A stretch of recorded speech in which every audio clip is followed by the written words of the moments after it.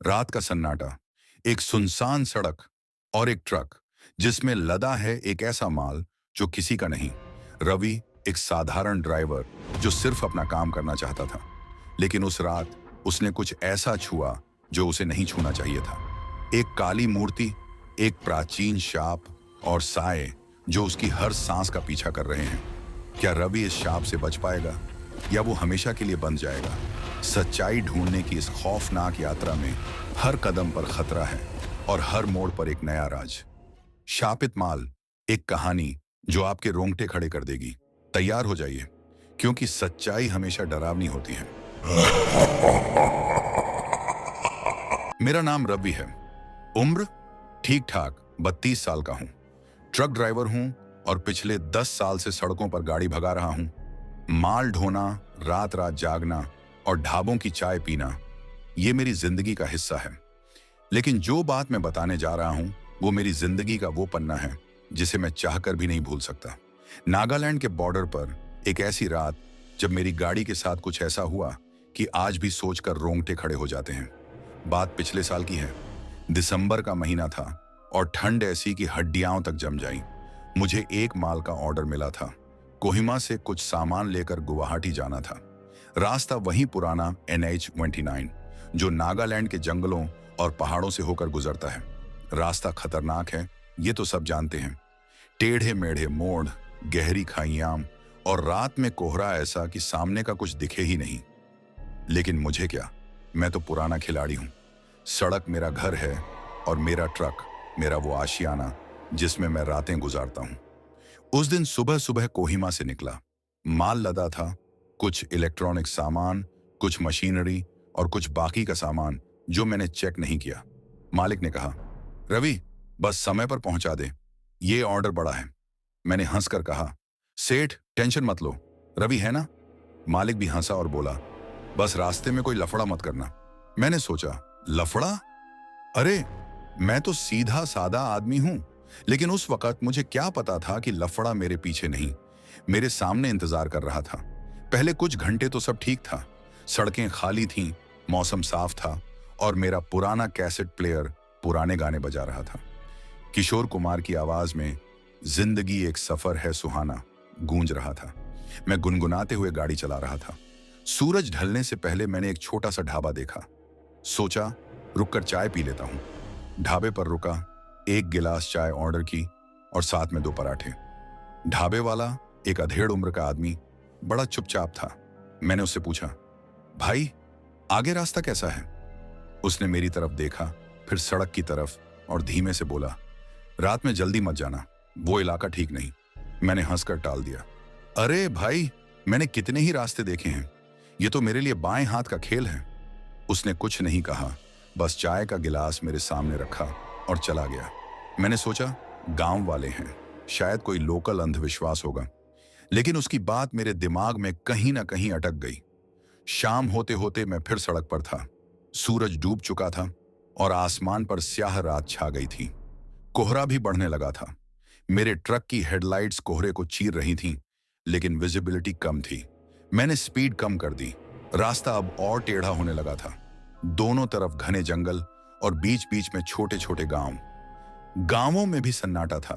न कोई इंसान दिख रहा था, न कोई जानवर। बस मेरे ट्रक का इंजन और सड़क पर टायरों की आवाज। रात के करीब 9 बजे होंगे। मैं एक तीखे मोड़ पर था जब मुझे कुछ अजीब सा लगा।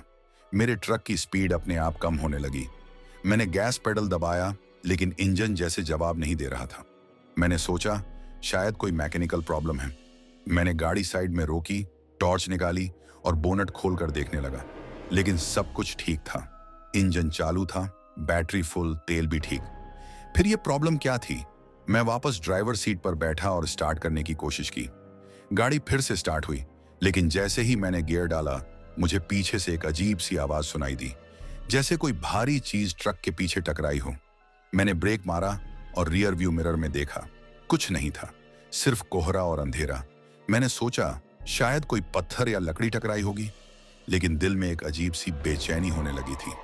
मैंने फिर गाड़ी चलानी शुरू की, लेकिन अब वो आवाज बार बार आने लगी, कभी पीछे से, कभी साइड से, टक टक टक टक, जैसे कोई ट्रक के कंटेनर को ठोक रहा हो।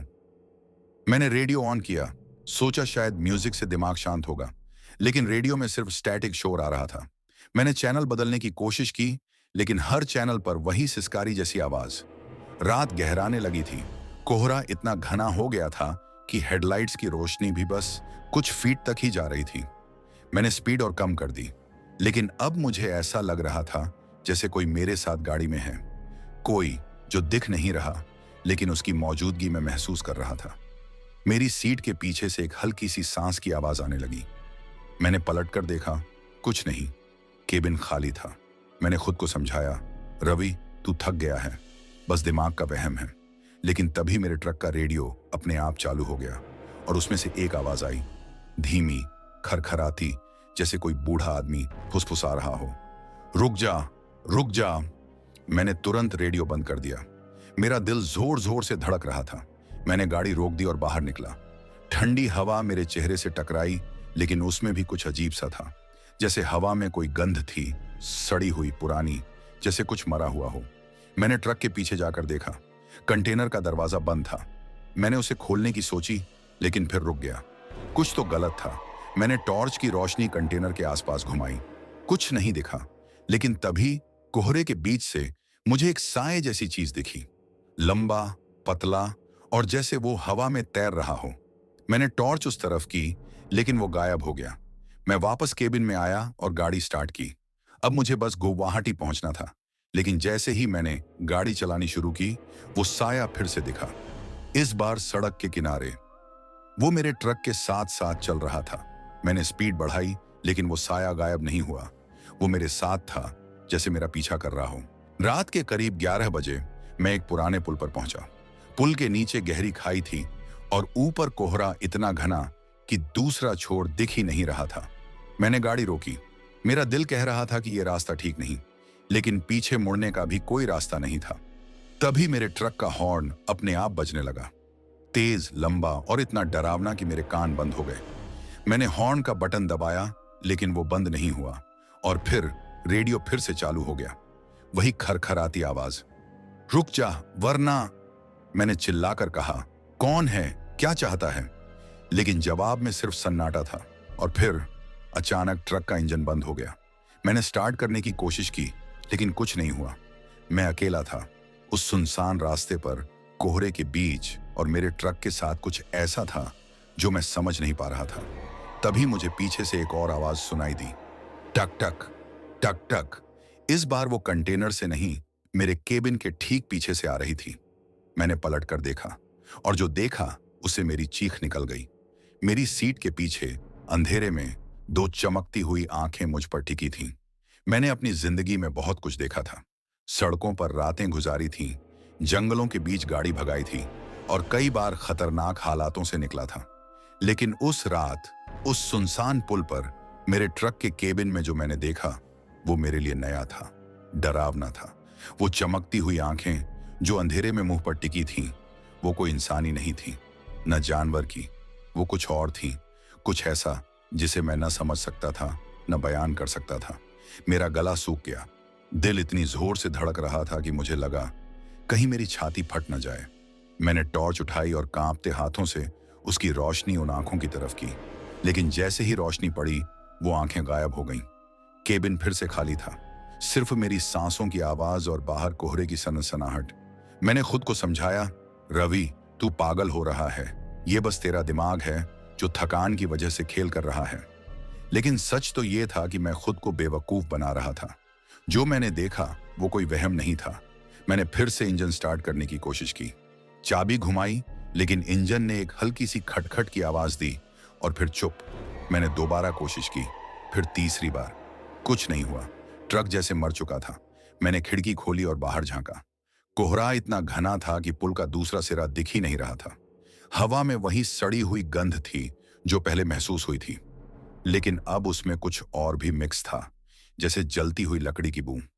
मैंने नाक सिकोड़ी और सोचा, कहीं जंगल में आग तो नहीं लगी?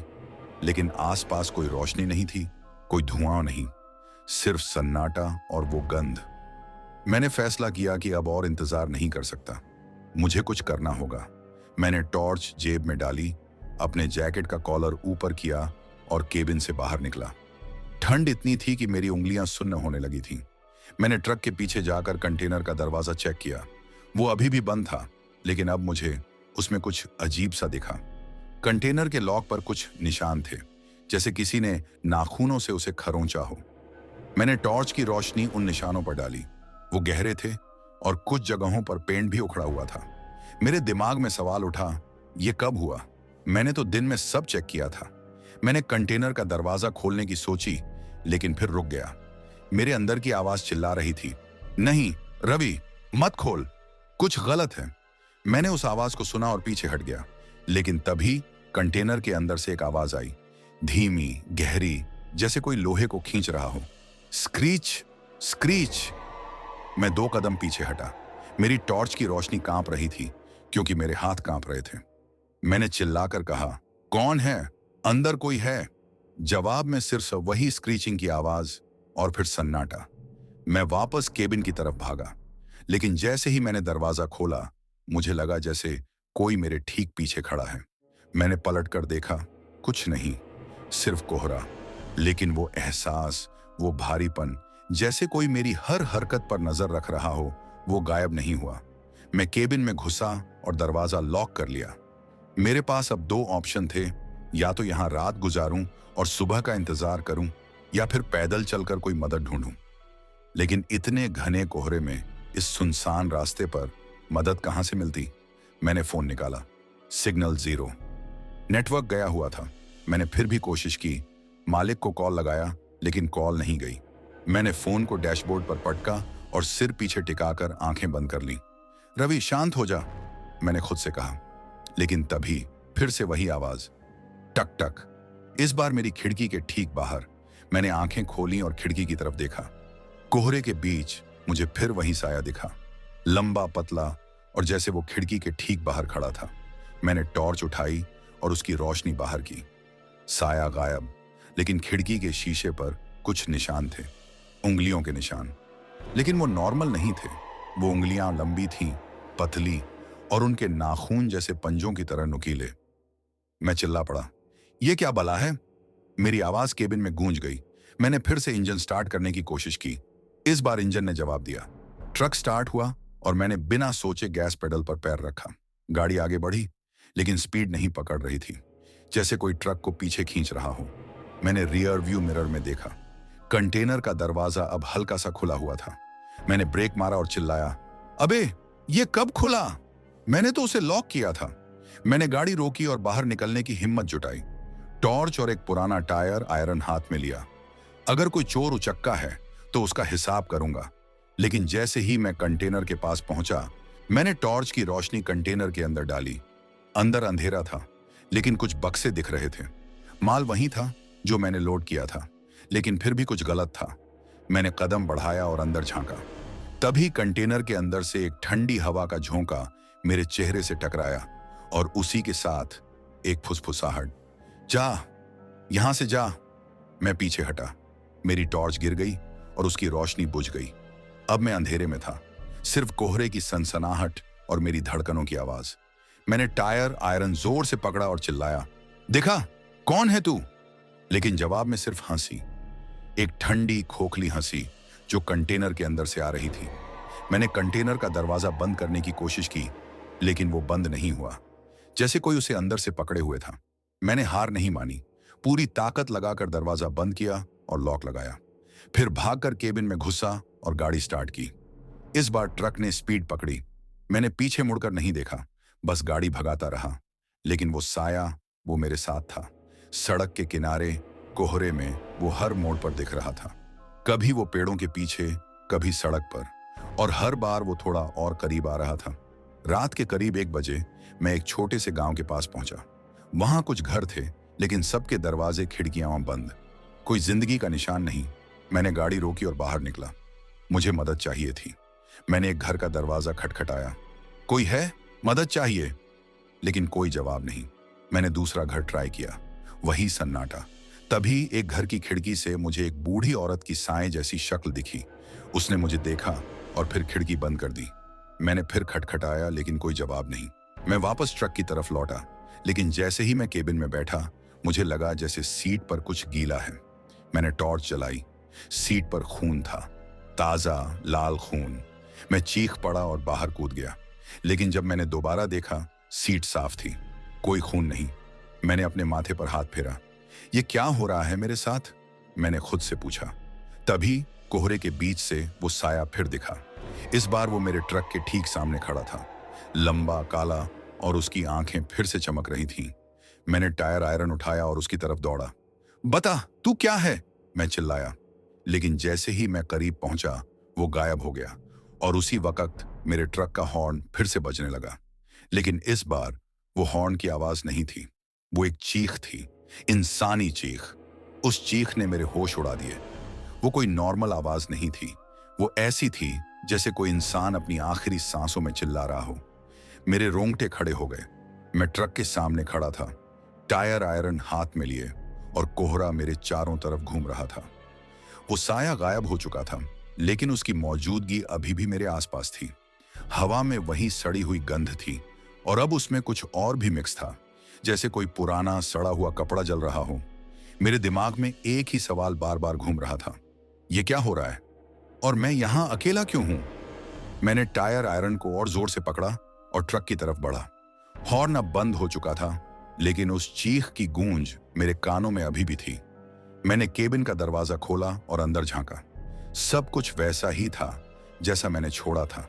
सीट साफ थी, कोई खून नहीं, लेकिन वो एहसास, वो ठंडी सिहरन, वो गायब नहीं हुई थी। मुझे लगा जैसे कोई मेरे ठीक पीछे खड़ा है, मेरी सांसों को गिन रहा हो। मैंने पलट कर देखा, कुछ नहीं, सिर्फ कोहरा और सन्नाटा। मैं केबिन में बैठा और दरवाजा लॉक कर लिया। रवि, तू डर रहा है, मैंने खुद से कहा, लेकिन डरने से कुछ नहीं होगा। गाड़ी चला और यहां से निकल। मैंने फिर से चाबी घुमाई। इस बार इंजन ने जवाब दिया। ट्रक स्टार्ट हुआ और मैंने गैस पेडल दबाया। गाड़ी धीरे धीरे आगे बढ़ी। कोहरा इतना घना था कि हेडलाइट्स की रोशनी बस कुछ फीट तक ही जा रही थी। मैंने स्पीड कम रखी, क्योंकि सड़क अब और भी टेढ़ी मेढ़ी हो रही थी। एक तरफ गहरी खाई थी और दूसरी तरफ जंगल का घना अंधेरा। कुछ देर तक सब ठीक रहा, लेकिन फिर वही आवाज शुरू हो गई, टक टक टक टक। इस बार वो कंटेनर से नहीं, बल्कि ट्रक के नीचे से आ रही थी, जैसे कोई लोहे की रॉड से गाड़ी को ठोक रहा हो। मैंने गाड़ी रोकी और बाहर झांका, टॉर्च की रोशनी नीचे डाली। कुछ नहीं दिखा, लेकिन जब मैं वापस केबिन में बैठा तो मुझे लगा जैसे सीट पर कोई बैठा था। मैंने पलट कर देखा, खाली, लेकिन सीट पर एक हल्का सा दबाव था, जैसे कोई अभी अभी वहां से उठा हो। मैंने खुद को डांटा, रवि, तू पागल हो रहा है, ये सब तेरा वहम है।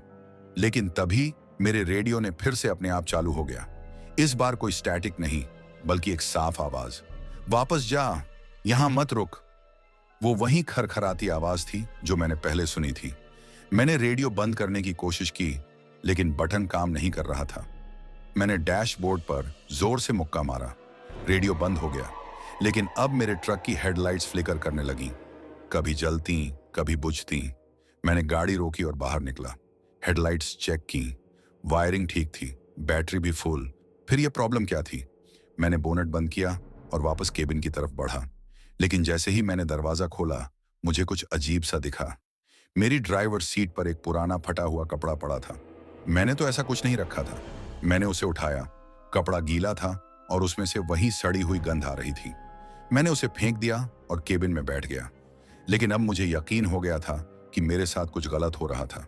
मैंने गाड़ी फिर से स्टार्ट की और भगाना शुरू किया। लेकिन अब सड़क पर कुछ और अजीब होने लगा था। कोहरे के बीच मुझे सड़क के किनारे कुछ शक्लें दिख रही थीं। वो इंसान जैसे लग रहे थे, लेकिन उनके चेहरे धुंधले थे। वो सड़क के किनारे खड़े थे और जैसे ही मेरी गाड़ी उनके पास से गुजरती, वो गायब हो जाते। मैंने स्पीड बढ़ाई, लेकिन वो शक्लें बार बार दिख रही थीं, कभी एक, कभी दो, कभी चार। उनकी आंखें चमक रही थीं और वो मुझे देख रही थीं। रात के करीब 2 बजे मैं एक पुराने ढाबे के पास पहुंचा। ढाबा बंद था, लेकिन उसकी लकड़ी की दीवारों पर एक पुराना साइन बोर्ड लटक रहा था, मोहन ढाबा, खाना, चाय और रात का ठिकाना। मैंने सोचा शायद यहां कोई मिल जाए। मैंने गाड़ी रोकी और ढाबे के दरवाजे पर दस्तक दी। कोई है? मैंने चिल्लाया। कोई जवाब नहीं। मैंने फिर कोशिश की। तभी दरवाजा धीरे से खुला। अंदर अंधेरा था, लेकिन एक हल्की सी रोशनी जल रही थी। मैंने अंदर कदम रखा। ढाबे के अंदर सन्नाटा था। टेबल कुर्सियां खाली थीं और काउंटर पर धूल जमी थी। लेकिन काउंटर के पीछे एक पुराना रजिस्टर पड़ा था। मैंने उसे खोला। उसमें कुछ नाम लिखे थे और तारीखें। आखिरी एंट्री कई साल पुरानी थी। मैंने रजिस्टर बंद किया और बाहर निकलने की सोची। लेकिन तभी मुझे एक कदमों की आवाज सुनाई दी, धीमी, भारी, जैसे कोई लकड़ी के फर्श पर चल रहा हो। मैंने पलट कर देखा। ढाबे के एक कोने में अंधेरे में वही साया खड़ा था।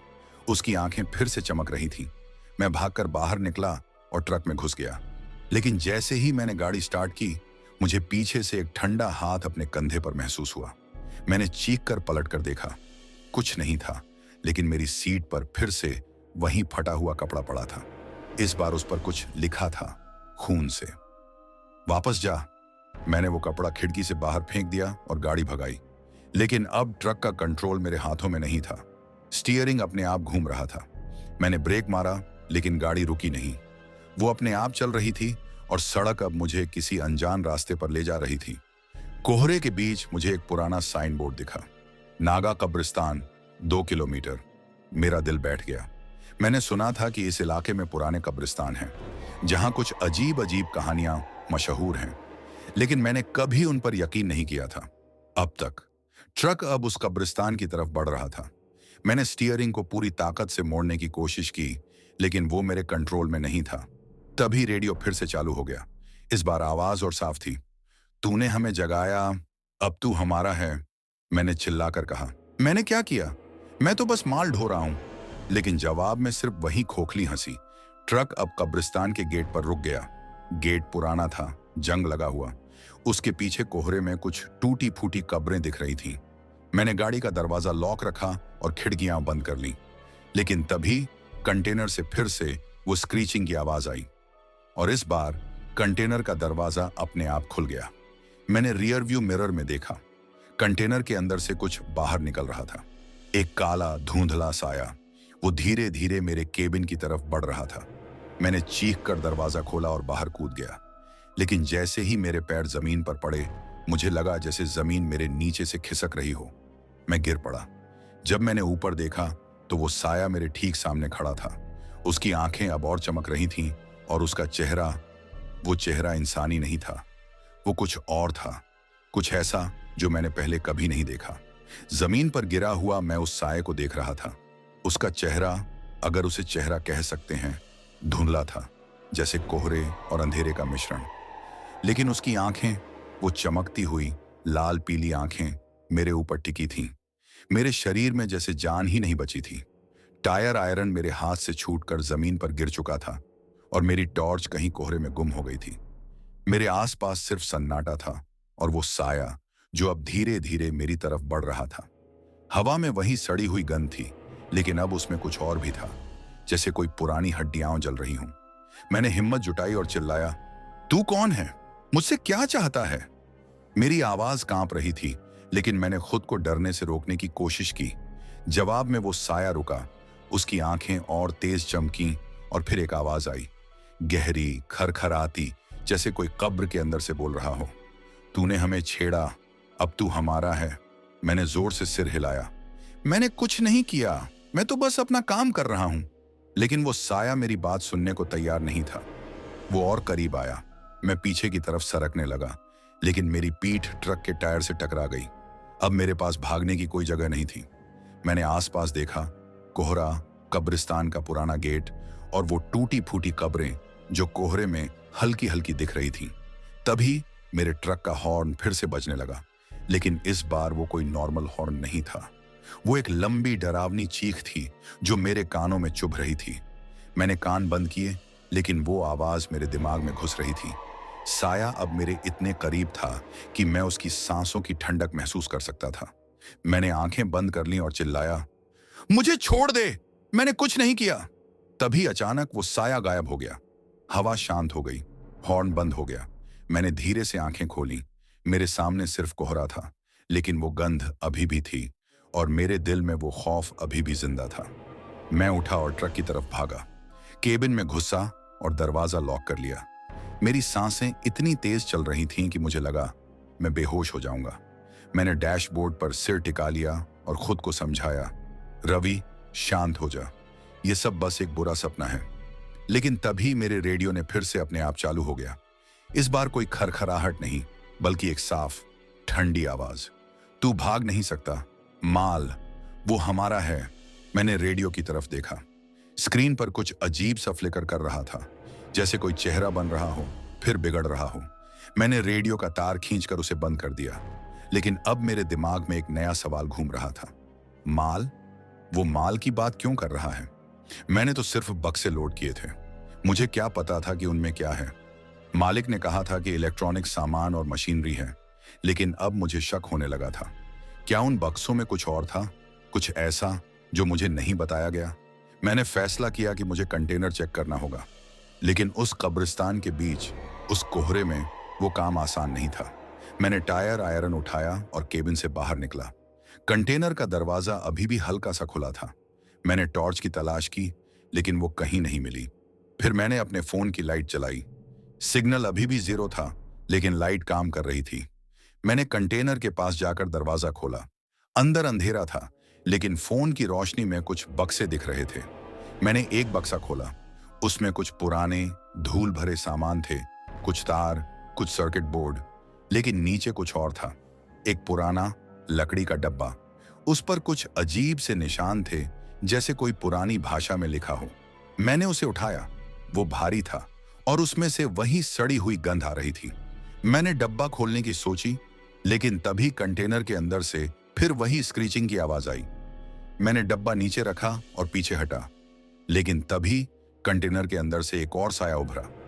इस बार वो पहले से ज्यादा साफ था। उसका चेहरा नहीं दिख रहा था, लेकिन उसकी शक्ल इंसानी थी, लंबा पतला, और उसका शरीर जैसे कोहरे से बना हो। उसने मेरी तरफ देखा और फिर एक कदम बढ़ाया। मैंने टायर आयरन उठाकर उसकी तरफ लहराया। दूर रह, मैं चिल्लाया, लेकिन वो रुका नहीं। वो मेरे और करीब आया और फिर उसने एक हाथ उठाया। उसका हाथ वो कोई नॉर्मल हाथ नहीं था। उसकी उंगलियां लंबी थीं, नुकीली, जैसे किसी जंगली जानवर के पंजे। मैं भागकर केबिन की तरफ दौड़ा, लेकिन जैसे ही मैंने दरवाजा खोला, मुझे लगा जैसे कोई मेरे पीछे है। मैंने पलटकर देखा, वो साया गायब था, लेकिन कंटेनर का दरवाजा अब पूरी तरह खुला था और अंदर से कुछ और बक्से बाहर की तरफ खिसक रहे थे, जैसे कोई उन्हें धक्का दे रहा हो। मैंने दरवाजा बंद किया और गाड़ी स्टार्ट की। इस बार ट्रक ने जवाब दिया। मैंने गैस पेडल दबाया और गाड़ी भगाई, लेकिन सड़क अब मुझे किसी अनजान जगह पर ले जा रही थी।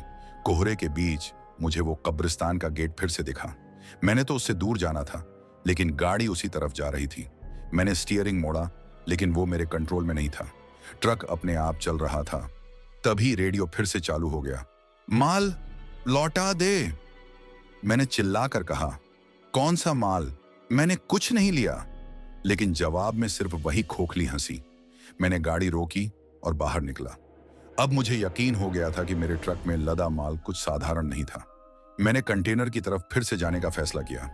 इस बार मैंने टायर आयरन के साथ साथ एक पुराना चाकू भी निकाला, जो मैं हमेशा अपने बैग में रखता था। मैंने कंटेनर का दरवाजा खोला और अंदर कदम रखा।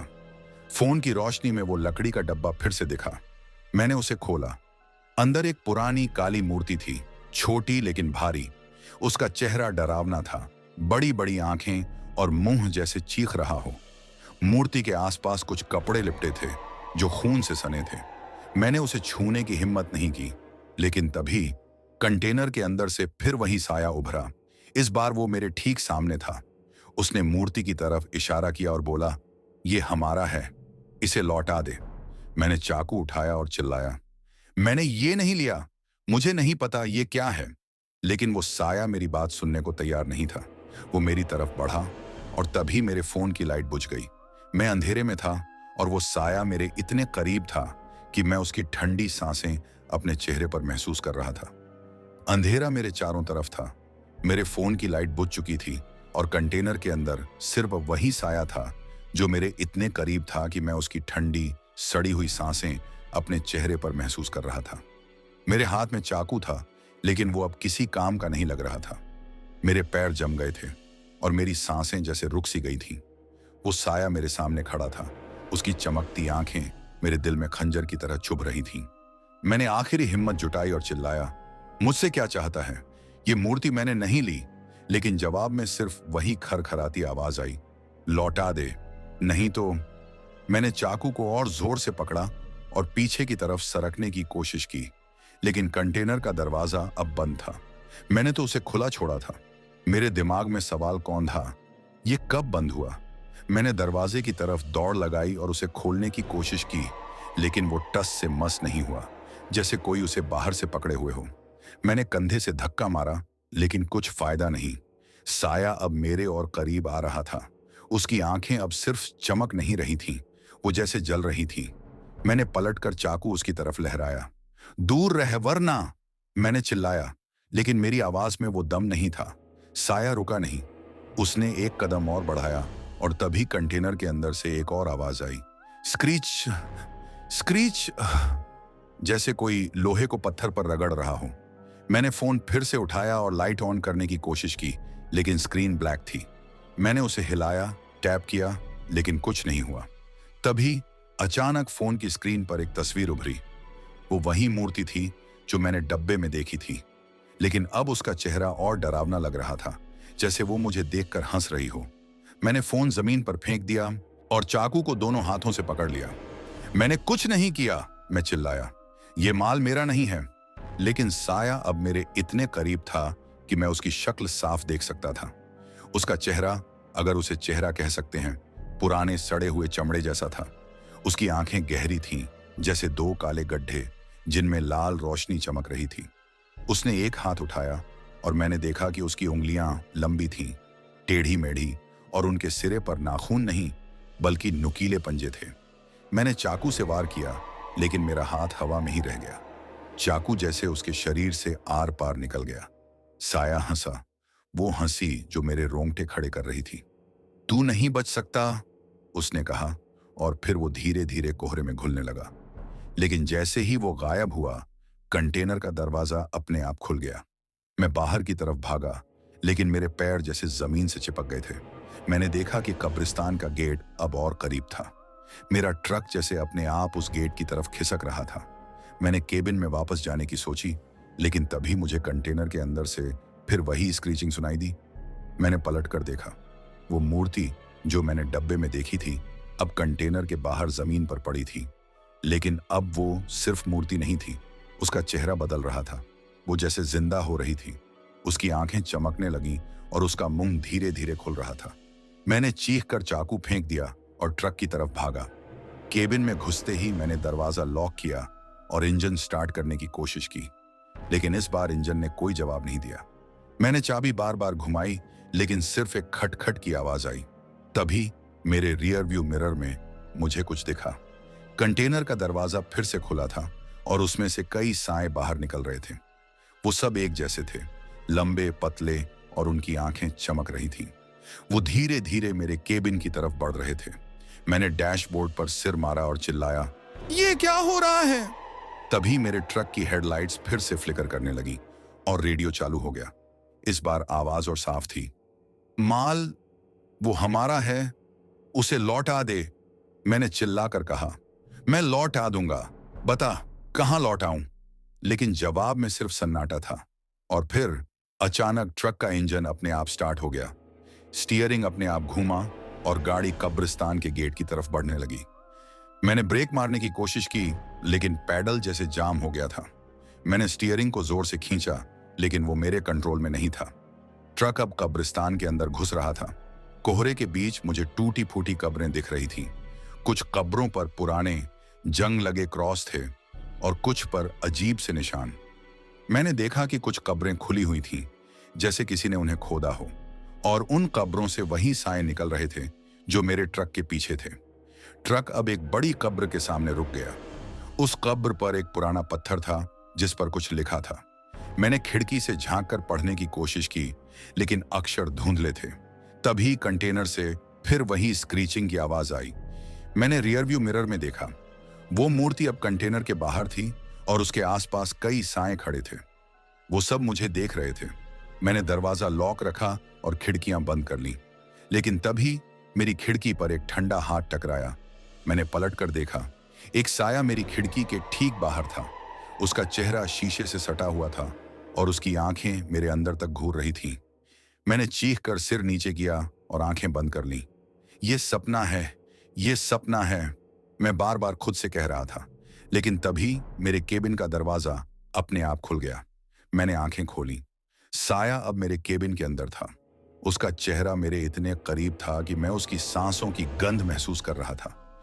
उसने एक पंजा मेरी तरफ बढ़ाया और मैंने चाकू उठाकर फिर से वार किया, लेकिन इस बार चाकू उसके शरीर में घुस गया। साया चीखा, एक ऐसी चीख जो इंसानी नहीं थी। वो पीछे हटा और मैंने मौका देखकर दरवाजा खोला और बाहर कूद गया। मैं कब्रिस्तान में था, कोहरे के बीच, और मेरे चारों तरफ वो साए थे। मैंने देखा कि वो मूर्ति अब उस बड़ी कब्र के ऊपर रखी थी और कब्र से एक काला धुंधला धुआं निकल रहा था। मैंने चाकू को जोर से पकड़ा और मूर्ति की तरफ बढ़ा। अगर यही चाहिए तो ले लो, मैंने चिल्लाया और मूर्ति को जमीन पर पटक दिया। लेकिन जैसे ही मूर्ति जमीन से टकराई, वो टूट गई और उसके अंदर से एक काला गाढ़ा तरल निकलने लगा। वो तरल जमीन में समा रहा था और उसी के साथ वो साये और तेजी से मेरी तरफ बढ़ने लगे। मैं भागा, लेकिन कब्रिस्तान का गेट अब गायब था। मैं कोहरे में दौड़ रहा था, लेकिन हर कदम पर मुझे लग रहा था कि मैं उसी कब्र के पास वापस आ रहा हूं। साये अब मेरे चारों तरफ थे। उनकी चीखें, उनकी हंसी और वो सड़ी हुई गंध, सब कुछ मुझे घेर रहा था। मैंने चाकू फेंक दिया और चिल्लाया, मुझे छोड़ दो। लेकिन जवाब में सिर्फ एक आवाज आई, अब तू हमारा है। मैं कब्रिस्तान के बीचों बीच खड़ा था, कोहरे में डूबा हुआ, और मेरे चारों तरफ वो साए मंडरा रहे थे। उनकी चमकती आंखें, उनकी खरखराती हंसी और वो सड़ी हुई गंध, सब कुछ मुझे जैसे निगल रहा था। मैंने चाकू फेंक दिया था और मेरे पास अब कोई हथियार नहीं था। मूर्ति टूट चुकी थी और उससे निकला काला गाढ़ा तरल जमीन में समा रहा था। लेकिन उस तरल के साथ कुछ और भी हो रहा था। जमीन हिल रही थी, जैसे कोई भूकंप आ रहा हो। मैंने अपने पैरों के नीचे देखा। जमीन में दरारें पड़ रही थीं और उन दरारों से वही काला धुआं निकल रहा था जो मैंने पहले कब्र से देखा था। मेरी सांसें रुक रही थीं। मैंने चिल्लाकर कहा, मैंने तुम्हारा कुछ नहीं लिया, मुझे जाने दो। लेकिन जवाब में सिर्फ वही खोखली हंसी। साए अब मेरे और करीब आ रहे थे। उनके पंजे हवा में लहरा रहे थे और उनकी आंखें जैसे मेरे अंदर तक घुस रही थीं। मैंने भागने की कोशिश की, लेकिन मेरे पैर जैसे जमीन से चिपक गए थे। मैंने देखा कि वो काला तरल अब मेरे जूतों को छू रहा था। वो ठंडा था, लेकिन उसमें एक अजीब सी गर्मी भी थी, जैसे कोई जिंदा चीज मेरे पैरों को जकड़ रही हो। मैंने पूरी ताकत लगाकर एक कदम आगे बढ़ाया, लेकिन तभी एक साए ने मेरा कंधा पकड़ लिया। उसका स्पर्श इतना ठंडा था कि मेरी हड्डियां तक जम गईं। मैंने चीखकर उसका हाथ झटका और दौड़ पड़ा, लेकिन कब्रिस्तान का गेट गायब था। कोहरा इतना घना था कि मैं कुछ देख नहीं पा रहा था। मैं बस दौड़ रहा था, बिना ये जाने कि मैं कहां जा रहा हूं। मेरे पीछे वो साए थे, उनकी चीखें मेरे कानों में गूंज रही थीं। तभी कोहरे के बीच मुझे एक हल्की सी रोशनी दिखी, दूर कब्रिस्तान के कोने में, जैसे कोई लालटेन जल रही हो। मैंने सोचा, शायद वहां कोई है, शायद कोई मदद मिले। मैं उस रोशनी की तरफ दौड़ा। जैसे जैसे मैं करीब पहुंचा, मुझे एक छोटा सा मंदिर दिखा। मंदिर पुराना था, उसकी दीवारें टूटी फूटी थीं और छत पर जंगली बेलें लटक रही थीं। लेकिन उस मंदिर के अंदर एक छोटी सी मूर्ति थी और उसके सामने एक लालटेन जल रही थी। मूर्ति कुछ जानी पहचानी सी थी, लेकिन वो उस काली मूर्ति जैसी नहीं थी जो मैंने कंटेनर में देखी थी। ये मूर्ति छोटी थी और उसका चेहरा शांत था, जैसे वो मुझे देखकर मुस्कुरा रही हो। मैं मंदिर के अंदर घुसा और दरवाजा बंद करने की कोशिश की, लेकिन दरवाजा टूटा हुआ था। मैंने लालटेन उठाई और मूर्ति के पास बैठ गया। मेरे हाथ कांप रहे थे और मेरा दिल जोर जोर से धड़क रहा था। मैंने मूर्ति की तरफ देखा और कहा, मुझे बचा लो, जो भी हो मुझे बचा लो। तभी बाहर से वो चीखें फिर शुरू हो गईं। साए अब मंदिर के आसपास थे। मैंने देखा कि उनकी आंखें कोहरे में चमक रही थीं और वो धीरे धीरे मंदिर की तरफ बढ़ रहे थे। मैंने लालटेन को जोर से पकड़ा और मंदिर के अंदर देखा। वहां एक पुराना धूल भरा रजिस्टर पड़ा था। मैंने उसे खोला। उसमें कुछ लिखा था, लेकिन अक्षर इतने पुराने थे कि पढ़ना मुश्किल था। मैंने लालटेन की रोशनी में पढ़ने की कोशिश की। उसमें कुछ नाम थे और उनके साथ कुछ तारीखें, लेकिन एक नाम बार बार आ रहा था, काली माँ। मैंने सोचा, शायद ये उसी मूर्ति का नाम है जो मैंने कंटेनर में देखी थी। लेकिन फिर मुझे एक और लाइन दिखी, जो उसे ले जाए वो कभी वापस नहीं आए। मेरा दिल बैठ गया। मैंने रजिस्टर बंद किया और मूर्ति की तरफ देखा। ये क्या है? मैंने खुद से पूछा। मैंने तो कुछ नहीं लिया, मैं तो बस एक ड्राइवर हूं।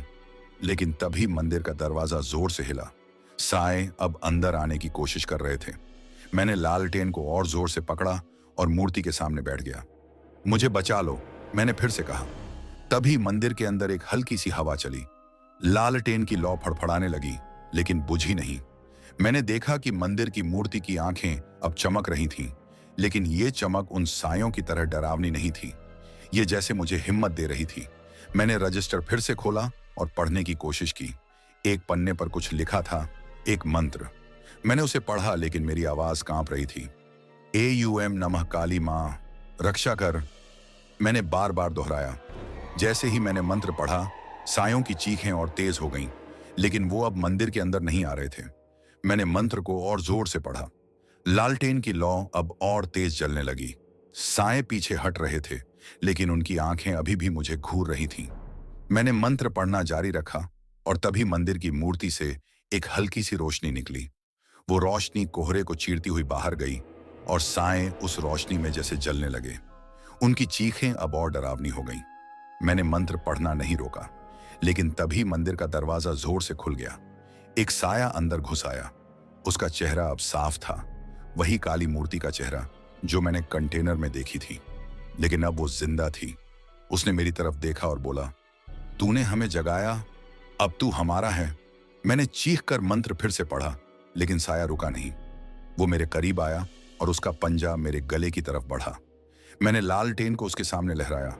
लौ ने उसका चेहरा छुआ और वो चीख कर पीछे हट गया, लेकिन वो गायब नहीं हुआ। वो मंदिर के कोने में खड़ा था और उसकी आंखें अभी भी मुझे घूर रही थीं। मैंने मंत्र को और जोर से पढ़ा और लालटेन को और ऊपर उठाया। तभी मंदिर की मूर्ति से फिर से रोशनी निकली। इस बार वो इतनी तेज थी कि मैंने आंखें बंद कर लीं। जब मैंने आंखें खोली, साया गायब था। मंदिर शांत था और लालटेन की लौ अब सामान्य जल रही थी, लेकिन कोहरा अभी भी था और बाहर सायों की चीखें अभी भी सुनाई दे रही थीं। मैंने रजिस्टर उठाया और उसे अपने जैकेट में डाल लिया। मुझे यकीन था कि इसमें कुछ जवाब हैं। मैंने मंदिर की मूर्ति को प्रणाम किया और बाहर निकलने की हिम्मत जुटाई। बाहर कोहरा अभी भी घना था, लेकिन साए अब थोड़ा दूर थे। मैं अपने ट्रक की तरफ भागा। कंटेनर का दरवाजा अब बंद था, लेकिन वो काली मूर्ति अभी भी जमीन पर पड़ी थी, टूटी हुई। मैंने उसे छूने की हिम्मत नहीं की। मैं केबिन में घुसा और इंजन स्टार्ट करने की कोशिश की। इस बार ट्रक स्टार्ट हुआ। मैंने गैस पेडल दबाया और गाड़ी भगाई, लेकिन सड़क अब मुझे फिर से कब्रिस्तान के गेट की तरफ ले जा रही थी। मैंने स्टीयरिंग मोड़ा, लेकिन ट्रक मेरे कंट्रोल में नहीं था। तभी रेडियो फिर से चालू हो गया। तू भाग नहीं सकता, वो आवाज अब मेरे दिमाग में गूंज रही थी। मैंने चीख कर कहा, मैंने कुछ नहीं लिया, मुझे छोड़ दो। लेकिन जवाब में सिर्फ वही हंसी। और फिर मेरे रियरव्यू मिरर में मैंने देखा कि कंटेनर का दरवाजा फिर से खुल रहा था। मैं ट्रक के केबिन में बैठा था, स्टीयरिंग को जोर से पकड़े हुए, और मेरी नजर रियरव्यू मिरर पर थी। कंटेनर का दरवाजा फिर से खुल रहा था, धीरे धीरे, जैसे कोई उसे अंदर से धक्का दे रहा हो। मेरे रोंगटे खड़े थे और मेरी सांसें रुक रुक कर चल रही थीं। कोहरा अभी भी मेरे चारों तरफ था और कब्रिस्तान का गेट मेरे सामने था, जैसे मुझे बार बार उसी ओर खींच रहा हो। मैंने गैस पेडल पर जोर दिया, लेकिन ट्रक की स्पीड कम हो रही थी। इंजन जैसे अपनी मर्जी से चल रहा था। रेडियो की आवाज अभी भी मेरे कानों में गूंज रही थी। तू भाग नहीं सकता, मैंने चीख कर कहा। मैंने कुछ नहीं लिया, ये माल मेरा नहीं है। लेकिन जवाब में सिर्फ वही खोखली हंसी। मैंने रेडियो का तार फिर से खींचने की कोशिश की, लेकिन इस बार तार जैसे मेरे हाथ में जल रहा था। मैंने उसे छोड़ दिया और स्टीयरिंग को जोर से मोड़ा। ट्रक थोड़ा सा हिला, लेकिन फिर भी उसी कब्रिस्तान की ओर बढ़ रहा था। मैंने ब्रेक मारा, लेकिन पैडल जाम था। मेरे पास अब कोई रास्ता नहीं था। मैंने रियर व्यू मिरर में फिर से देखा। कंटेनर के अंदर से अब वो साए फिर से निकल रहे थे। उनकी चमकती आंखें कोहरे में साफ दिख रही थीं और वो मेरे केबिन की ओर बढ़ रहे थे। मैंने दरवाजा लॉक चेक किया, वो अभी भी बंद था, लेकिन तभी मेरी खिड़की पर फिर से वही ठंडा, नुकीला पंजा टकराया। मैंने चीख कर सिर नीचे किया और आंखें बंद कर लीं। ये सच नहीं है, ये सच नहीं है, मैं बार बार खुद से कह रहा था। लेकिन जब मैंने आंखें खोली, वो साया मेरी खिड़की के ठीक बाहर था। उसका चेहरा शीशे से सटा हुआ था और उसकी आंखें जैसे मेरे अंदर तक घुस रही थीं।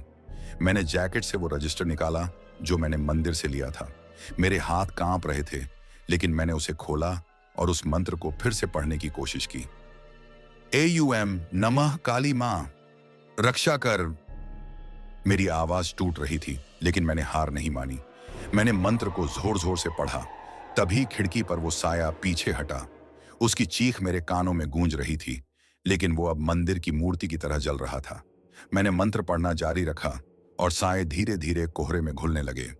लेकिन तभी कंटेनर से एक और आवाज आई, स्क्रीच स्क्रीच, जैसे कोई लोहे को जमीन पर घसीट रहा हो। मैंने रियर व्यू मिरर में देखा। वो टूटी हुई काली मूर्ति अब फिर से जमीन पर थी, लेकिन अब वो पूरी तरह टूटी नहीं थी। उसका चेहरा जैसे फिर से बन रहा था। उसकी आंखें चमक रही थीं और उसका मुंह खुल रहा था। मैंने चीखकर मंत्र फिर से पढ़ा, लेकिन इस बार कोई फायदा नहीं हुआ। साए फिर से मेरे चारों तरफ थे और वो मूर्ति अब मेरे केबिन की ओर बढ़ रही थी। मैंने दरवाजा खोला और बाहर कूद गया। मेरे पास अब कोई हथियार नहीं था, न चाकू न टायर आयरन। मैंने रजिस्टर को जोर से पकड़ा और कब्रिस्तान की ओर भागा। मुझे नहीं पता था कि मैं कहां जा रहा हूं, लेकिन मुझे लग रहा था कि उस मंदिर में शायद कुछ जवाब है। कोहरा इतना घना था कि मैं कुछ देख नहीं पा रहा था, लेकिन मैं उस लालटेन की रोशनी की ओर बढ़ रहा था जो अब भी हल्की हल्की दिख रही थी। मैं मंदिर के पास पहुंचा। दरवाजा अभी भी खुला था और लालटेन की लौ अब भी जल रही थी। मैंने मंदिर की मूर्ति को देखा। उसकी आंखें अभी भी चमक रही थीं, जैसे वो मुझे कुछ कहना चाह रही हो। मैंने रजिस्टर खोला और उसमें और पढ़ने की कोशिश की। एक पन्ने पर कुछ और लिखा था, एक कहानी। मैंने जल्दी जल्दी पढ़ा। उसमें लिखा था कि कई साल पहले इस कब्रिस्तान में एक पुरानी मूर्ति चोरी हुई थी। वो मूर्ति कोई साधारण मूर्ति नहीं थी। वो एक प्राचीन शक्ति से जुड़ी थी और उसे चुराने वाला कोई भी इंसान कभी वापस नहीं लौटा। मेरे दिमाग में एकदम से ख्याल आया, क्या वो काली मूर्ति वही थी? क्या मेरे ट्रक में लदा माल उसी चोरी का हिस्सा था? मैंने मालिक को याद किया। उसने तो कहा था कि ये बस इलेक्ट्रॉनिक सामान और मशीनरी है, लेकिन अब मुझे शक हो रहा था, क्या उसने मुझे धोखा दिया? मैंने रजिस्टर में और पढ़ा। उसमें एक और मंत्र था, लेकिन इस बार वो कुछ अलग था। AUM नमः काली मां, शांति दे। मैंने उसे पढ़ना शुरू किया। जैसे ही मैंने मंत्र पढ़ा, मंदिर की लालटेन की लौ फिर से तेज हो गई। सायों की चीखें बाहर से सुनाई दे रही थीं, लेकिन वो अब मंदिर के अंदर नहीं आ रहे थे। मैंने मंत्र को और जोर से पढ़ा। तभी मंदिर की मूर्ति से फिर से वो रोशनी निकली। इस बार वो इतनी तेज थी कि कोहरा जैसे पिघलने लगा। मैंने देखा कि साएं अब पीछे हट रहे थे, लेकिन वो काली मूर्ति अभी भी मेरे ट्रक के पास थी और उसके आसपास वो काला धुआं फिर से उभर रहा था। मैंने मंदिर से बाहर निकलने का फैसला किया। मुझे उस मूर्ति को वापस करना था। शायद यही एक रास्ता था। मैंने रजिस्टर को जैकेट में डाला और लालटेन उठा ली। मंदिर की मूर्ति को प्रणाम किया और बाहर निकला। कोहरा अब थोड़ा हल्का हो रहा था, लेकिन साए अभी भी थे। मैंने ट्रक की ओर बढ़ना शुरू किया। वो काली मूर्ति अभी भी जमीन पर थी और उसका चेहरा अब और साफ दिख रहा था। वो जैसे मुझे बुला रही थी। मैंने लालटेन को उसके सामने रखा और मंत्र फिर से पढ़ा, AUM नमः काली मां, शांति दे। मूर्ति की आंखें चमकीं और उसका मुंह और खुल गया, लेकिन इस बार उसमें से कोई आवाज नहीं आई। मैंने हिम्मत जुटाई और मूर्ति को उठाने की कोशिश की। वो भारी थी, लेकिन मैंने उसे उठा लिया। मैंने उसे उस बड़ी कब्र की ओर ले जाना शुरू किया जिसके सामने मेरा ट्रक रुका था।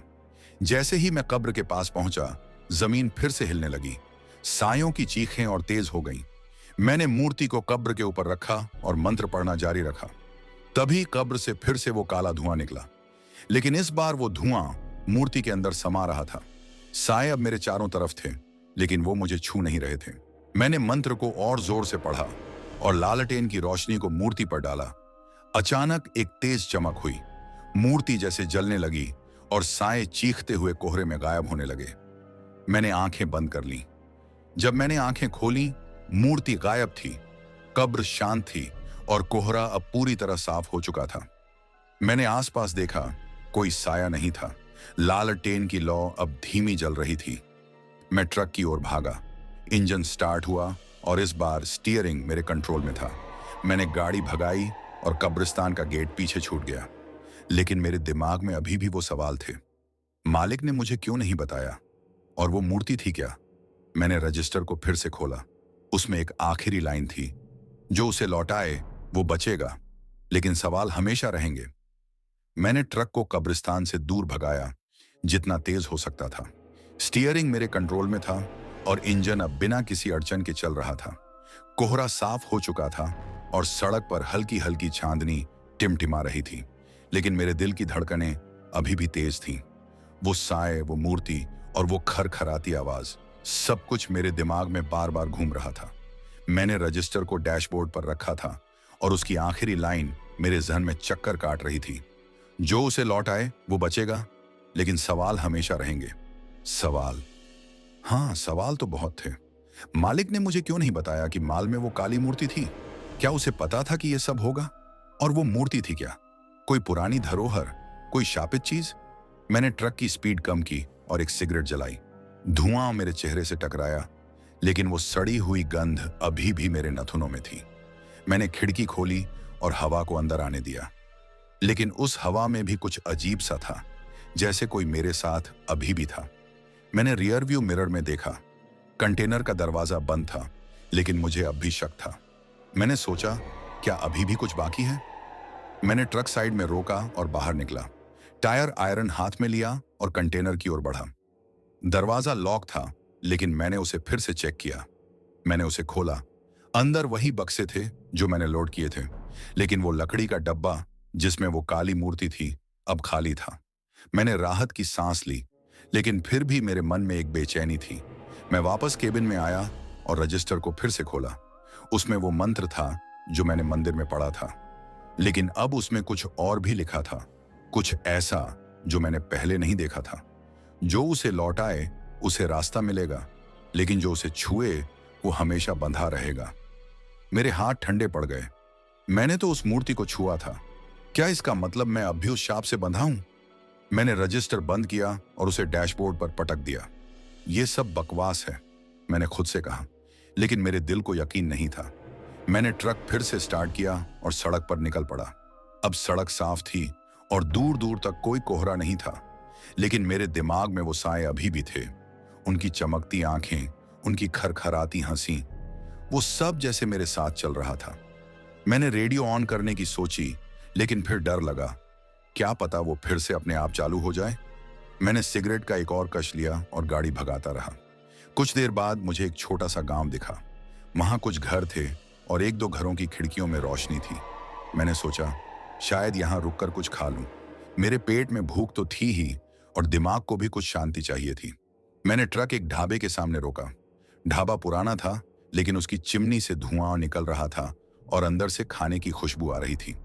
मैंने ट्रक लॉक किया और अंदर चला गया। ढाबे में सिर्फ एक बूढ़ा आदमी था जो काउंटर के पीछे बैठा चाय बना रहा था। उसने मुझे देखा और हल्का सा मुस्कुराया। क्या चाहिए भाई? उसने पूछा। मैंने कहा, चाय और कुछ खाने को। उसने चाय का गिलास मेरे सामने रखा और कहा, पराठा बना दूं?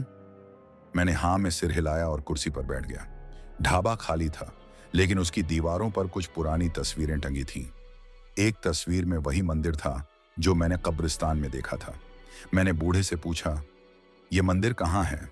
उसने तस्वीर की तरफ देखा और फिर मेरी तरफ। उसकी मुस्कान गायब हो गई। वो मंदिर? वो तो कब्रिस्तान के पास है, वहां कोई नहीं जाता। मैंने पूछा, क्यों? उसने चाय का गिलास रखा और धीमे से बोला, वहां कुछ ठीक नहीं है, पुरानी बातें हैं, लोग कहते हैं वहां कुछ बुरा भटकता है। मैंने अपनी चाय का घूंट लिया और पूछा, क्या बुरा? उसने मेरी तरफ देखा, जैसे मेरे चेहरे पर कुछ पड़ रहा हो। फिर बोला, तू वहां गया था ना? मैं चुप रहा। उसने फिर कहा, तेरे चेहरे पर वही डर दिख रहा है, जो वहां जाता है वो ऐसा ही लौटता है। मैंने हंसने की कोशिश की, लेकिन मेरी हंसी खोखली थी। बस रास्ते में रुका था, कुछ नहीं हुआ। लेकिन उसने मेरी बात काट दी। झूठ मत बोल, मैंने तेरे जैसों को पहले भी देखा है। वो मूर्ति ना, तूने उसे देखा? मेरे हाथ से चाय का गिलास छूटते छूटते बचा। तुझे कैसे पता? मैंने कांपती आवाज में पूछा। वो बूढ़ा अब गंभीर हो गया। उसने काउंटर से एक पुराना ताबीज निकाला और मेरे सामने रखा। ये ले और सुन, उस मूर्ति को मत छूना, वो कोई साधारण चीज नहीं है। मैंने ताबीज उठाया और पूछा, वो मूर्ति क्या है? उसने सिर हिलाया। पुरानी बात है, कई साल पहले उस कब्रिस्तान में एक तांत्रिक रहता था। उसने वो मूर्ति बनाई थी, लेकिन वो मूर्ति सिर्फ पत्थर की नहीं थी, उसमें कुछ और था, कुछ ऐसा जो मरने के बाद भी जिंदा रहता है। मैंने ताबीज को गले में डाल लिया और पूछा, तो मैं क्या करूं? उसने कहा, जो माल तू ले जा रहा है उसे लौटा दे और कभी उस रास्ते पर मत जाना। मैंने कहा, मैंने तो मूर्ति लौटा दी। उसने मेरी तरफ देखा और उसकी आंखों में एक अजीब सा डर था। लौटा दी? फिर भी तू यहां है? फिर तो तूने उसे छुआ होगा। मेरे दिल की धड़कन फिर से तेज हो गई। मैंने रजिस्टर की बात याद की, जो उसे छुए वो हमेशा बंधा रहेगा। मैंने बूढ़े से पूछा, इसका मतलब क्या है? उसने सिर झुका लिया और बोला, अब तू उनके साथ बंध गया है, वो तुझे छोड़ेंगे नहीं। मैंने चिल्लाकर कहा, लेकिन मैंने कुछ गलत नहीं किया। उसने मेरी तरफ देखा और धीमे से बोला, गलत करने की जरूरत नहीं, बस छूने की देर थी। मैं ढाबे से बाहर निकला। मेरे हाथ पैर ठंडे पड़ रहे थे। मैंने ट्रक स्टार्ट किया और गाड़ी भगाई, लेकिन अब मुझे लग रहा था कि कोई मेरे साथ है। केबिन में, मेरे ठीक पीछे। मैंने रियर व्यू मिरर में देखा, कुछ नहीं, लेकिन वो एहसास गायब नहीं हुआ। मैंने ताबीज को जोर से पकड़ा और मंत्र पढ़ना शुरू किया। AUM नमः काली मां, रक्षा कर। तभी रेडियो फिर से चालू हो गया। तू हमारा है, वो आवाज अब मेरे दिमाग में गूंज रही थी। मैंने चीख कर रेडियो बंद किया, लेकिन वो फिर चालू हो गया और इस बार रेडियो की स्क्रीन पर वो चेहरा फिर से उभरा, वही काली मूर्ति का चेहरा। मैंने ट्रक रोका और बाहर कूद गया, लेकिन जैसे ही मैंने जमीन पर पैर रखा, मुझे लगा कि कोई मेरे पीछे है। मैंने पलटकर देखा, उस साया फिर से था और इस बार वो मेरे ठीक सामने खड़ा था। मैं सड़क के किनारे खड़ा था, मेरे सामने वो साया था और उसकी चमकती आंखें मेरे दिल में खौफ पैदा कर रही थीं। ट्रक का इंजन अब भी चल रहा था और उसकी हेडलाइट्स सड़क पर हल्की सी रोशनी बिखेर रही थी, लेकिन कोहरा फिर से गहराने लगा था, जैसे वो मेरे चारों तरफ जाल बुन रहा हो। मैंने गले में डाला, ताबीज जोर से पकड़ा और मंत्र पढ़ना शुरू किया। AUM नमः काली मां, रक्षा कर। मेरी आवाज कांप रही थी, लेकिन मैंने हार नहीं मानी। साया मेरी तरफ एक कदम बढ़ा, लेकिन जैसे ही मैंने मंत्र पढ़ा, वो थोड़ा पीछे हटा। उसकी चीख मेरे कानों में गूंज रही थी, लेकिन वो अब मुझे छू नहीं रहा था। मैंने मौका देखकर ट्रक की ओर दौड़ लगाई, केबिन में घुसा और दरवाजा लॉक कर लिया। इंजन अभी भी चल रहा था और मैंने गैस पेडल पर पैर रखा। ट्रक आगे बढ़ा, लेकिन स्टीयरिंग फिर से भारी हो रहा था, जैसे कोई उसे मेरे खिलाफ खींच रहा हो। मैंने रियर व्यू मिरर में देखा, कंटेनर का दरवाजा फिर से हल्का सा खुला था। मेरे रोंगटे खड़े हो गए। मैंने सोचा, क्या वो मूर्ति फिर से वापस आ गई? लेकिन मैंने तो उसे कब्रिस्तान में छोड़ दिया था। मैंने ताबीज को और जोर से पकड़ा और मंत्र पढ़ना जारी रखा। AUM नमः काली मां, शांति दे। साया अब मेरे ट्रक के साथ साथ चल रहा था, सड़क के किनारे, कोहरे में। उसकी आंखें हर मोड़ पर मुझे दिख रही थीं, जैसे वो मेरा पीछा छोड़ने को तैयार नहीं था। मैंने स्पीड बढ़ाई, लेकिन ट्रक की गति जैसे अपने आप कम हो रही थी। तभी रेडियो फिर से चालू हो गया। तूने हमें छुआ, अब तू हमारा है, मैंने चीख कर कहा। मैंने कुछ नहीं किया, मुझे छोड़ दो। लेकिन जवाब में सिर्फ वही खोखली हंसी। मैंने रेडियो का तार खींचने की कोशिश की, लेकिन इस बार तार जैसे मेरे हाथ में चिपक गया। वो गर्म था, जैसे कोई आग का गोला हो। मैंने उसे छोड़ दिया और स्टीयरिंग पर ध्यान दिया। सड़क अब मुझे किसी अनजान जगह पर ले जा रही थी। कोहरे के बीच मुझे फिर से वही कब्रिस्तान का गेट दिखा। नहीं, मैंने चिल्लाया, मैं वहां वापस नहीं जाऊंगा। लेकिन ट्रक मेरे कंट्रोल में नहीं था। वो अपने आप उस गेट की ओर बढ़ रहा था। मैंने ब्रेक मारा, लेकिन पैडल जाम था। मैंने स्टीयरिंग को जोर से खींचा, लेकिन वो टस से मस नहीं हुआ। तभी मेरे केबिन की खिड़की पर फिर से वही ठंडा, नुकीला पंजा टकराया। मैंने पलटकर देखा, वो साया अब मेरी खिड़की के ठीक बाहर था। चेहरा शीशे से सटा हुआ था और उसकी आंखें जैसे मेरे अंदर तक घुस रही थीं। मैंने मंत्र को और जोर से पढ़ा और ताबीज को अपने सीने से लगाया। साया चीखा और पीछे हट गया, लेकिन वो गायब नहीं हुआ। मैंने रजिस्टर निकाला, जो मैंने मंदिर से लिया था। मेरे हाथ कांप रहे थे, लेकिन मैंने उसे खोला और पढ़ने की कोशिश की। उसमें एक और मंत्र था जो पहले से अलग था। AUM नमः काली मां मुक्ति दे। मैंने उसे पढ़ना शुरू किया। जैसे ही मैंने मंत्र पढ़ा, ट्रक का स्टीयरिंग थोड़ा हल्का हुआ। मैंने फिर से ब्रेक मारा और इस बार पैडल ने जवाब दिया। ट्रक रुक गया, ठीक कब्रिस्तान के गेट के सामने। मैंने बाहर झांका। साए अब भी थे, लेकिन वो अब थोड़ा दूर थे। उनकी चीखें अभी भी सुनाई दे रही थीं, लेकिन वो अब मंदिर की लालटेन की तरह जल रहे थे। मैंने ताबीज को जोर से पकड़ा और मंत्र पढ़ना जारी रखा। तभी कंटेनर से फिर से वही स्क्रीचिंग की आवाज आई। मैंने रियर व्यू मिरर में देखा।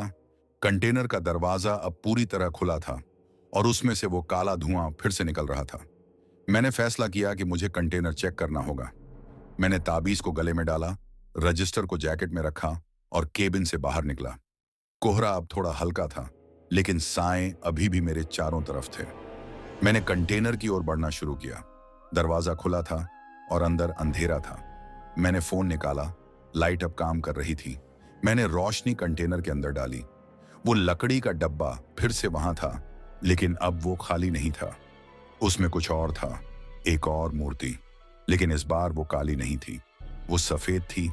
मैंने उसे छूने की हिम्मत की। वो ठंडी थी, लेकिन उसमें कोई डरावना एहसास नहीं था। मैंने उसे उठाया और बाहर निकाला। साए अब मेरे और करीब आ रहे थे, लेकिन जैसे ही मैंने वो मूर्ति उठाई, उनकी चीखें कम हो गईं।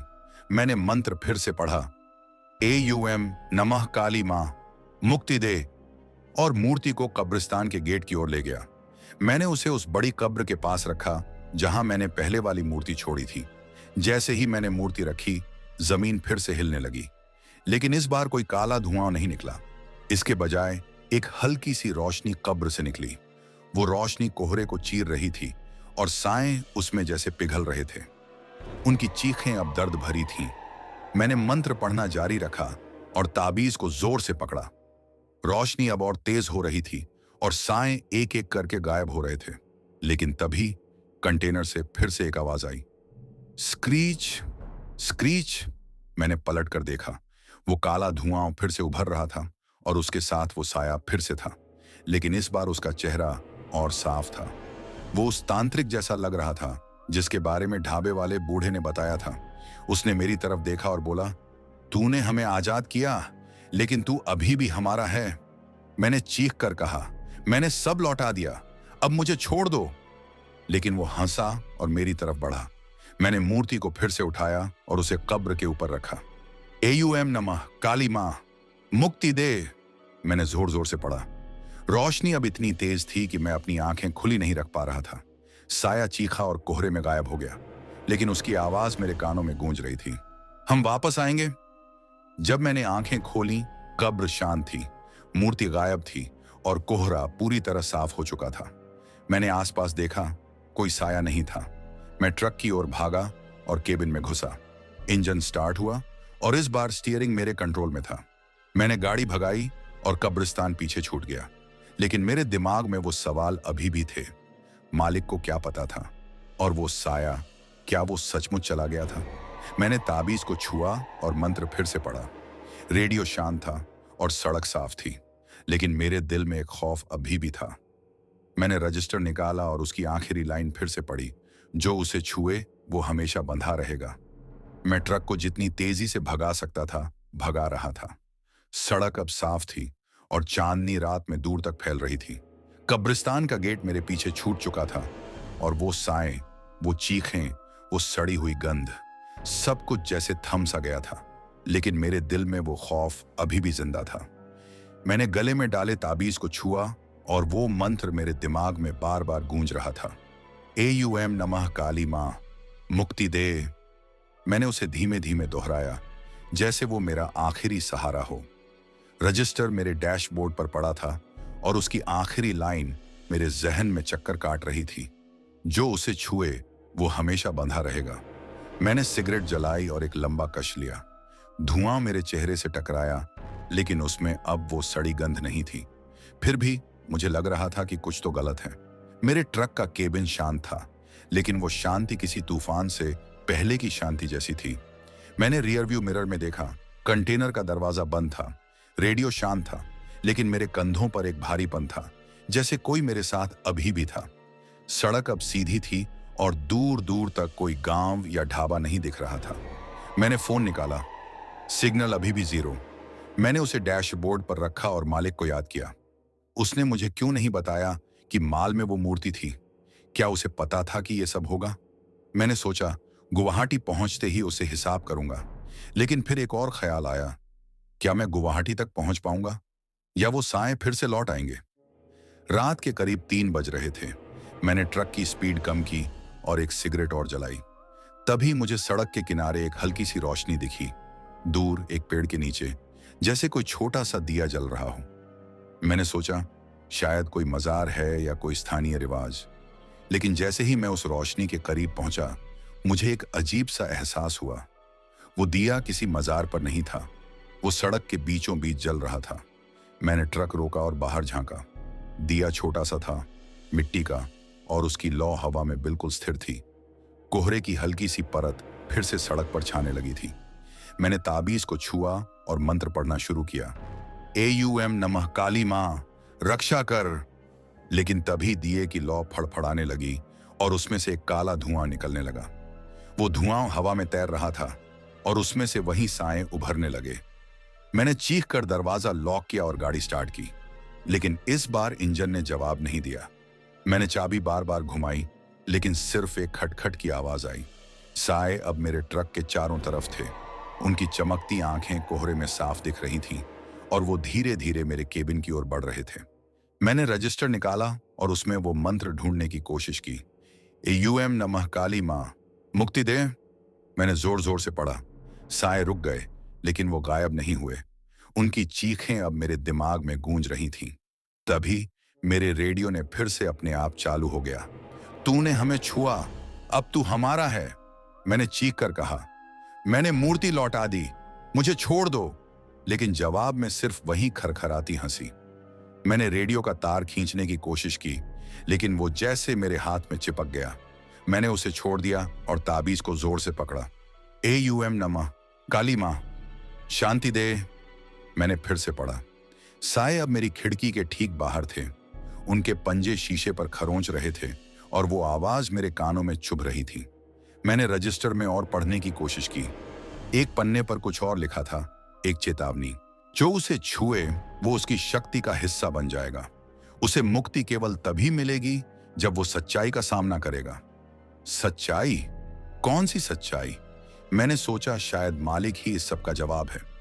मैंने ट्रक का दरवाजा खोला और बाहर कूद गया। साए मेरे चारों तरफ थे, लेकिन मैंने मंत्र पढ़ना नहीं रोका। मैंने उस दिए की ओर देखा, वो अभी भी जल रहा था। मैंने हिम्मत जुटाई और उसकी ओर बढ़ा। साए मेरे पीछे थे, लेकिन वो मुझे छू नहीं रहे थे। मैंने दिए को उठाया। वो ठंडा था, लेकिन उसकी लौ मेरे हाथ को जला रही थी। मैंने चीख कर उसे जमीन पर पटक दिया। दिया टूट गया और उसमें से वही काला धुआं निकला। लेकिन इस बार धुआं हवा में नहीं फैला, वो मेरे ट्रक की ओर बढ़ा। मैं ट्रक की ओर भागा। कंटेनर का दरवाजा फिर से खुला था। मैंने अंदर झांका। वो लकड़ी का डब्बा अभी भी वहां था, लेकिन अब उसमें कुछ और था, एक पुराना फटा हुआ कपड़ा। मैंने उसे उठाया। उसमें से वही सड़ी हुई गंध आ रही थी। कपड़े पर कुछ लिखा था, खून से, सच्चाई ढूंढ। मैंने उसे जेब में डाला और कंटेनर का दरवाजा बंद किया। मैं केबिन में वापस आया और इंजन स्टार्ट करने की कोशिश की। इस बार ट्रक स्टार्ट हुआ। मैंने गाड़ी भगाई और साए पीछे छूट गए। लेकिन वो कपड़ा मेरी जेब में था और उसकी गंध मेरे साथ थी। मैंने सोचा, सच्चाई क्या है? क्या मालिक ने मुझे जानबूझकर इस मुसीबत में डाला? मैंने फैसला किया कि गुवाहाटी पहुंचते ही उसे जवाब मांगूंगा। सड़क अब मुझे किसी शहर की ओर ले जा रही थी। दूर दूर तक रोशनी दिख रही थी।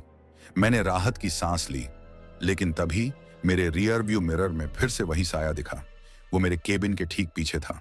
मैंने चीख कर ताबीज पकड़ा और मंत्र पढ़ा। साया गायब हो गया, लेकिन उसकी आवाज मेरे दिमाग में गूंज रही थी, सच्चाई ढूंढ।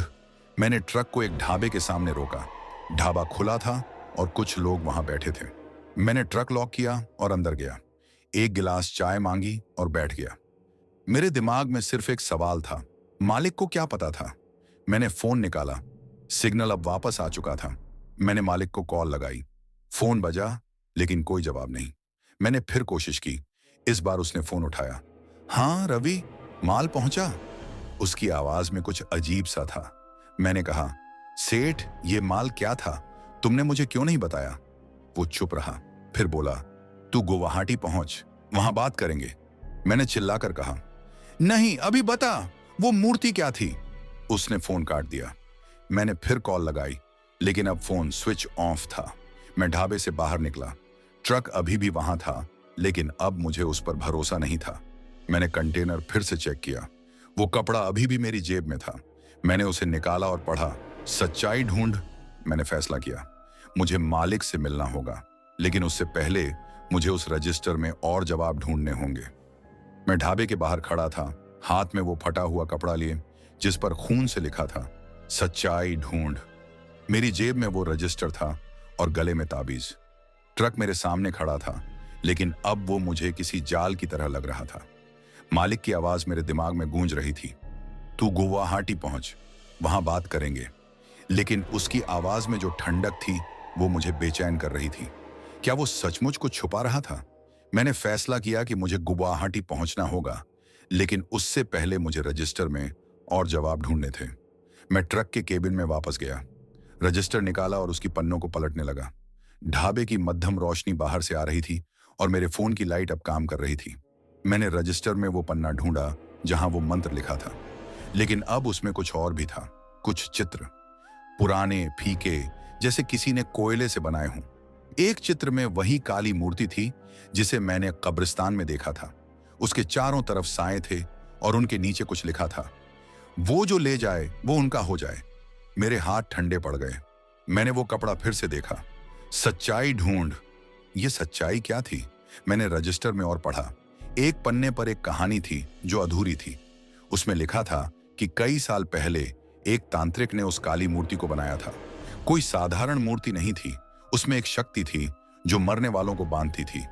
तांत्रिक ने उसे कब्रिस्तान में छुपाया था, लेकिन कुछ लोगों ने उसे चुरा लिया और जो भी उसे छूता वो उस शक्ति का हिस्सा बन जाता। मैंने रजिस्टर बंद किया और सिर पकड़ लिया। ये सब क्या है? मैंने खुद से पूछा। मैं तो बस एक ड्राइवर हूं, मैं इसमें क्यों फंसा? लेकिन फिर मुझे मालिक की बात याद आई। उसने कहा था कि यह माल बड़ा है। क्या उसे पता था कि माल में वो मूर्ति थी? मैंने फोन निकाला और फिर से मालिक को कॉल लगाई। Phone switch on. मैंने गुस्से में फोन डैशबोर्ड पर पटका और सिगरेट जलाई। धुआं मेरे चेहरे से टकराया, लेकिन मेरे दिमाग में सिर्फ एक सवाल था, सच्चाई क्या है? मैंने ट्रक स्टार्ट किया। इंजन ने तुरंत जवाब दिया। मैंने गैस पेडल दबाया और गाड़ी भगाई। सड़क अब साफ थी और दूर दूर तक शहर की रोशनी दिख रही थी, लेकिन मेरे दिल में वो खौफ अभी भी था। मैंने ताबीज को छुआ और मंत्र पढ़ा, AUM नमः, काली माँ मुक्ति दे। मुझे नहीं पता था कि यह मंत्र कितना काम करेगा, लेकिन यह मेरा आखिरी सहारा था। कुछ देर बाद मैं एक छोटे से टोल नाके पर पहुंचा। वहां एक गार्ड था जो मेरे ट्रक को देखकर इशारा करने लगा। मैंने गाड़ी रोकी। उसने मेरे पास आकर कहा, पेपर दिखाओ। मैंने डैशबोर्ड से कागज निकाले और उसे दी। उसने पेपर देखे और फिर मेरी तरफ देखा। इतनी रात को कहां जा रहा है? मैंने कहा, गुवाहाटी, माल डिलीवर करना है। उसने मेरे चेहरे को गौर से देखा और बोला, तू ठीक तो है? तेरा चेहरा ऐसा क्यों है? मैंने हंसने की कोशिश की। बस थक गया हूं। लेकिन उसने मेरी बात टाल दी। ये रास्ता ठीक नहीं है, रात में यहां अजीब अजीब चीजें होती हैं। मैंने पूछा, कैसी चीजें? उसने सिर हिलाया और बोला, लोग कहते हैं इस रास्ते पर कुछ भटकता है, खासकर कब्रिस्तान के पास। मेरे रोंगटे खड़े हो गए। मैंने पूछा, कब्रिस्तान, वो मूर्ति? उसने मेरी तरफ अजीब नजरों से देखा। तुझे कैसे पता? मैं चुप रहा। उसने आगे कहा, वो मूर्ति पुरानी है, लोग कहते हैं उसमें कुछ बुरा है, जो उसे ले जाए वो कभी वापस नहीं आता। मैंने ताबीज को छुआ और कहा, मैंने उसे लौटा दिया। गार्ड ने मेरी तरफ देखा जैसे उसे यकीन ना हो। लौटा दिया? फिर भी तू यहां है? उसने मेरे ट्रक की ओर देखा और बोला, अपना माल चेक कर, कभी कभी वो वापस आ जाता है। मेरे दिल की धड़कन तेज हो गई। मैंने ट्रक के कंटेनर की ओर देखा। दरवाजा बंद था, लेकिन मुझे अब कुछ भी भरोसेमंद नहीं लग रहा था। मैंने गार्ड को पेपर वापस लिए और ट्रक स्टार्ट किया, लेकिन जैसे ही मैंने गाड़ी भगाई, मुझे फिर से वही एहसास हुआ जैसे कोई मेरे साथ है। मैंने रियर व्यू मिरर में देखा। केबिन खाली था, लेकिन मेरी सीट के पीछे एक हल्का सा साया था। मैंने चीख कर मंत्र पढ़ा, AUM नमः काली माँ रक्षा कर। साया गायब हो गया, लेकिन मेरे दिमाग में वो आवाज फिर से गूंजी, सच्चाई ढूंढ। मैंने ट्रक को एक सुनसान जगह पर रोका और कंटेनर चेक करने का फैसला किया। मैंने टायर आयरन उठाया और दरवाजा खोला। अंदर वही बक्से थे, लेकिन वो लकड़ी का डब्बा फिर से वहां था। मैंने उसे खोला। उसमें अब कोई मूर्ति नहीं थी, लेकिन उसमें वही फटा हुआ कपड़ा था। मैंने उसे निकाला। उस पर फिर से वही लिखा था, सच्चाई ढूंढ। लेकिन इस बार कपड़े के नीचे एक पुराना जंग लगा चाकू था। मैंने उसे छुआ और वो इतना ठंडा था कि मेरी उंगलियां सुन्न हो गईं। मैंने चाकू को जेब में डाला और कंटेनर का दरवाजा बंद किया। मैंने सोचा शायद ये चाकू उस सच्चाई का हिस्सा है। मैंने रजिस्टर फिर से खोला और उसमें कुछ और ढूंढने की कोशिश की। एक पन्ने पर एक नक्शा था, पुराना, फटा हुआ। उसमें एक जगह मार्क थी जिसके नीचे लिखा था, सच्चाई का मंदिर। मैंने नक्शे को गौर से देखा। वो जगह गुवाहाटी से ज्यादा दूर नहीं थी। मैंने ट्रक स्टार्ट किया और उस नक्शे की दिशा में चल पड़ा। सड़क अब मुझे किसी जंगल की ओर ले जा रही थी। कोहरा फिर से गहराने लगा था और मेरे ट्रक की हेडलाइट्स फ्लिकर करने लगी। मैंने ताबीज को छुआ और मंत्र पढ़ा, लेकिन तभी रेडियो फिर से चालू हो गया। सच्चाई करीब है, मैंने चीख कर कहा। कौन सी सच्चाई, बता। लेकिन जवाब में सिर्फ वही हंसी। मैंने ट्रक की स्पीड बढ़ाई। नक्शे के मुताबिक वो मंदिर अब ज्यादा दूर नहीं था, लेकिन जैसे ही मैं जंगल के बीच पहुंचा, मुझे फिर से वही साए दिखे। वो सड़क के किनारे थे, उनकी आंखें चमक रही थीं। मैंने मंत्र पढ़ना जारी रखा और ताबीज को जोर से पकड़ा। साए मेरे साथ साथ चल रहे थे, लेकिन वो मुझे छू नहीं रहे थे।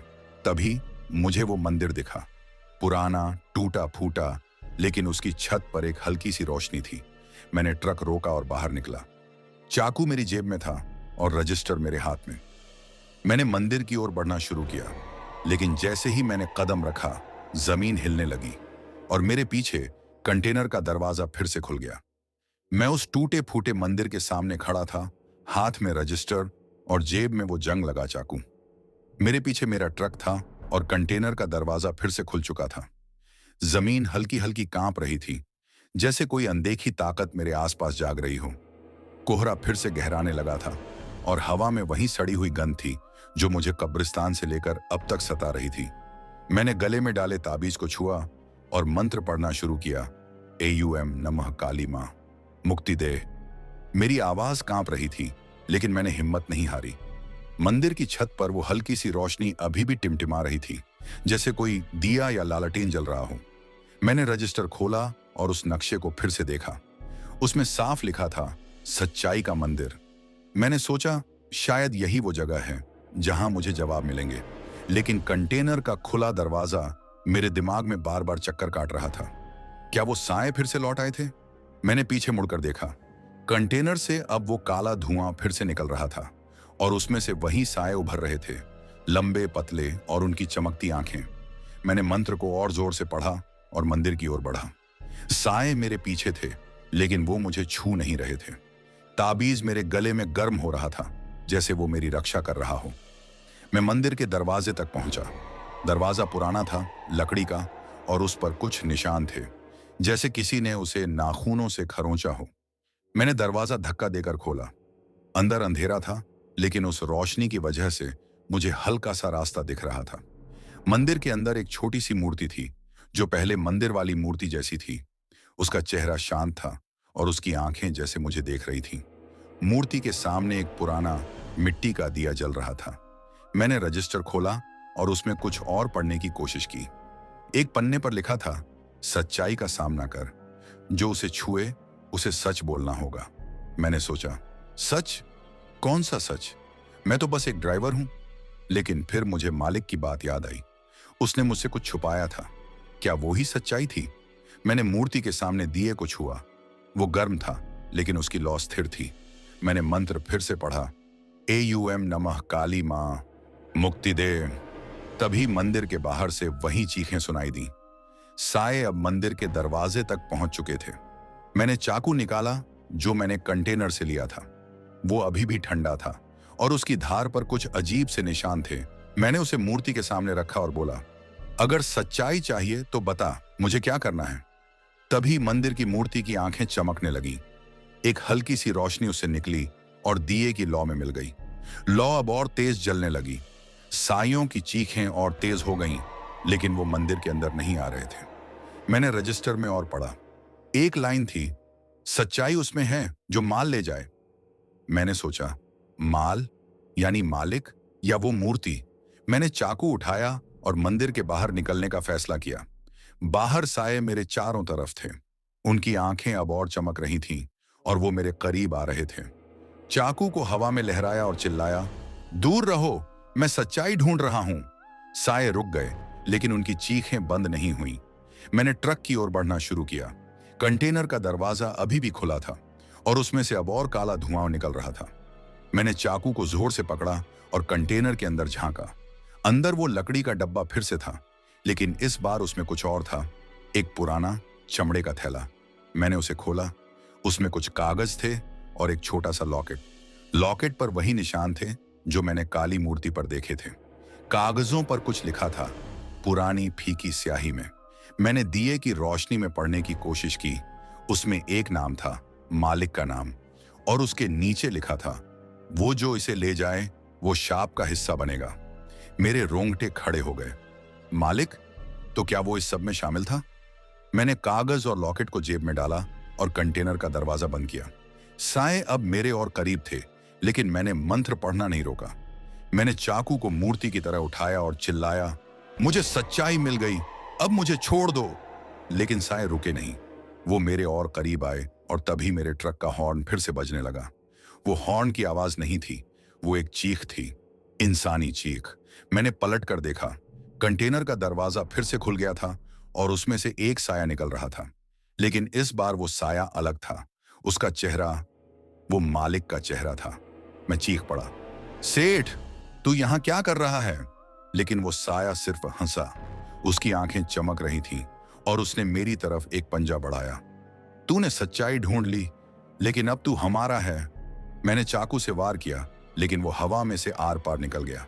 मैंने मंत्र फिर से पढ़ा, AUM नमः काली मां, मुक्ति दे। साया पीछे हटा, लेकिन वो गायब नहीं हुआ। मैंने लॉकेट निकाला और उसे मंदिर की मूर्ति के सामने रखा। ये ले, ये तुम्हारा है, मैंने चिल्लाया।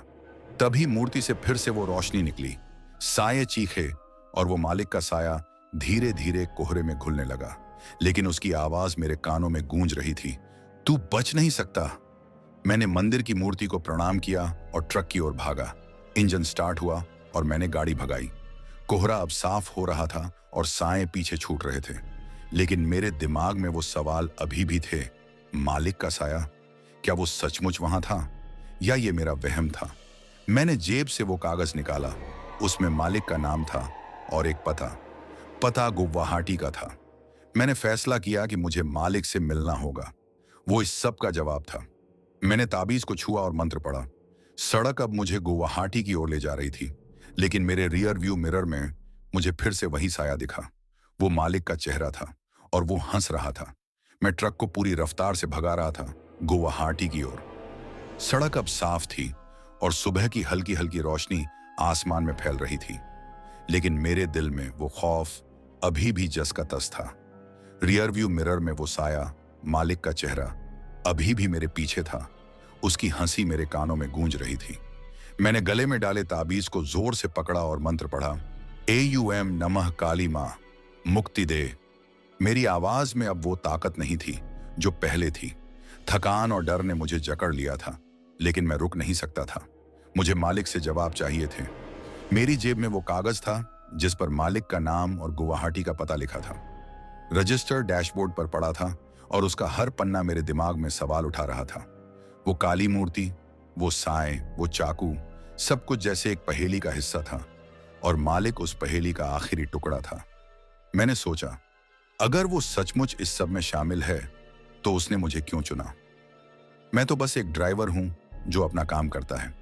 सड़क अब शहर की सीमा में दाखिल हो रही थी। गुवाहाटी की रोशनी दूर से दिख रही थी, स्ट्रीट लाइट्स, कुछ गाड़ियों की हेडलाइट्स और सुबह की हल्की हलचल। मैंने राहत की सांस ली। शायद शहर में वो साए मेरा पीछा नहीं करेंगे, लेकिन जैसे ही मैंने रियर व्यू मिरर में देखा, मेरा दिल फिर से बैठ गया। वो साया अभी भी था, मालिक का चेहरा, उसकी चमकती आंखें और वो खोखली हंसी। मैंने मंत्र को और जोर से पढ़ा और ताबीज को सीने से लगाया। साया धीरे धीरे फीका हुआ, लेकिन वो पूरी तरह गायब नहीं हुआ। मैंने कागज निकाला और उस पर लिखे पते को फिर से पढ़ा। वो गुवाहाटी के एक पुराने इलाके में था, जहां पुराने गोदाम और दुकानें थीं। मैंने ट्रक को उस दिशा में मोड़ा। सड़क अब संकरी हो रही थी और दोनों तरफ पुरानी इमारतें थीं। कुछ जगहों पर सड़क टूटी थी और गलियों में सन्नाटा था। मैंने फोन निकाला, सिग्नल अब फुल था। मैंने मालिक को फिर से कॉल लगाई। फोन बजा, लेकिन कोई जवाब नहीं। मैंने गुस्से में फोन डैशबोर्ड पर रखा और गाड़ी भगाता रहा। कुछ देर बाद मैं उस पते पर पहुंचा। वहां एक पुराना गोदाम था, जिसके दरवाजे पर जंग लगा ताला लटक रहा था। मैंने ट्रक रोका और बाहर निकला। ताबीज मेरे गले में था और चाकू मेरी जेब में। मैंने रजिस्टर भी साथ लिया। गोदाम के आसपास सन्नाटा था और हवा में वही सड़ी हुई गंध फिर से थी। मैंने ताबीज को छुआ और मंत्र पढ़ा, AUM नमः काली मां रक्षा कर। मैंने गोदाम का ताला देखा। वो पुराना था, लेकिन टूटा नहीं था। मैंने टायर आयरन निकाला और ताले को तोड़ने की कोशिश की। कुछ कोशिशों के बाद ताला टूट गया। मैंने दरवाजा धक्का देकर खोला। अंदर अंधेरा था, लेकिन दूर एक कोने में एक हल्की सी रोशनी टिमटिमा रही थी। मैंने फोन की लाइट जलाई और अंदर कदम रखा। गोदाम में पुराने बक्से, टूटी फूटी मशीनें और धूल भरे सामान थे, लेकिन उस रोशनी की ओर बढ़ते हुए मुझे कुछ अजीब सा लगा। वहां एक टेबल थी और उस पर एक मिट्टी का दिया जल रहा था। दिए के पास कुछ कागज थे और एक पुराना चमड़े का थैला। मैंने थैला खोला। उसमें वही निशान थे जो मैंने काली मूर्ति पर देखे थे।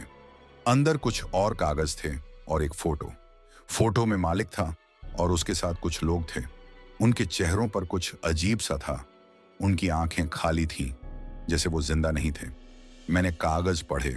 उनमें लिखा था कि मालिक ने कई साल पहले उस काली मूर्ति को चुराया था।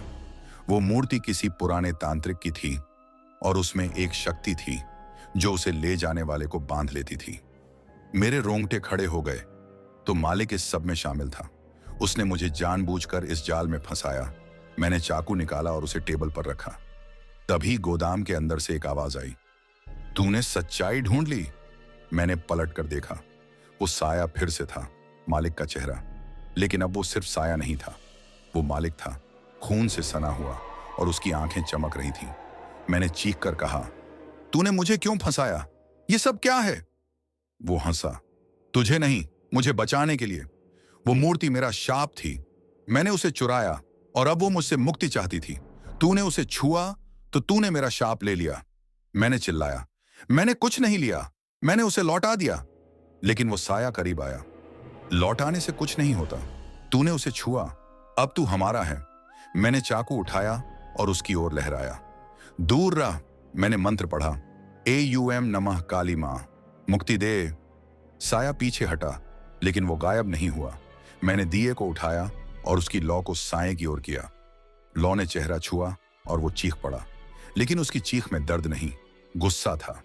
तू बच नहीं सकता, वो चिल्लाया। मैंने रजिस्टर खोला और उसमें कुछ और ढूंढने की कोशिश की। एक पन्ने पर लिखा था, शाप को तोड़ने के लिए उसे सच का सामना करना होगा।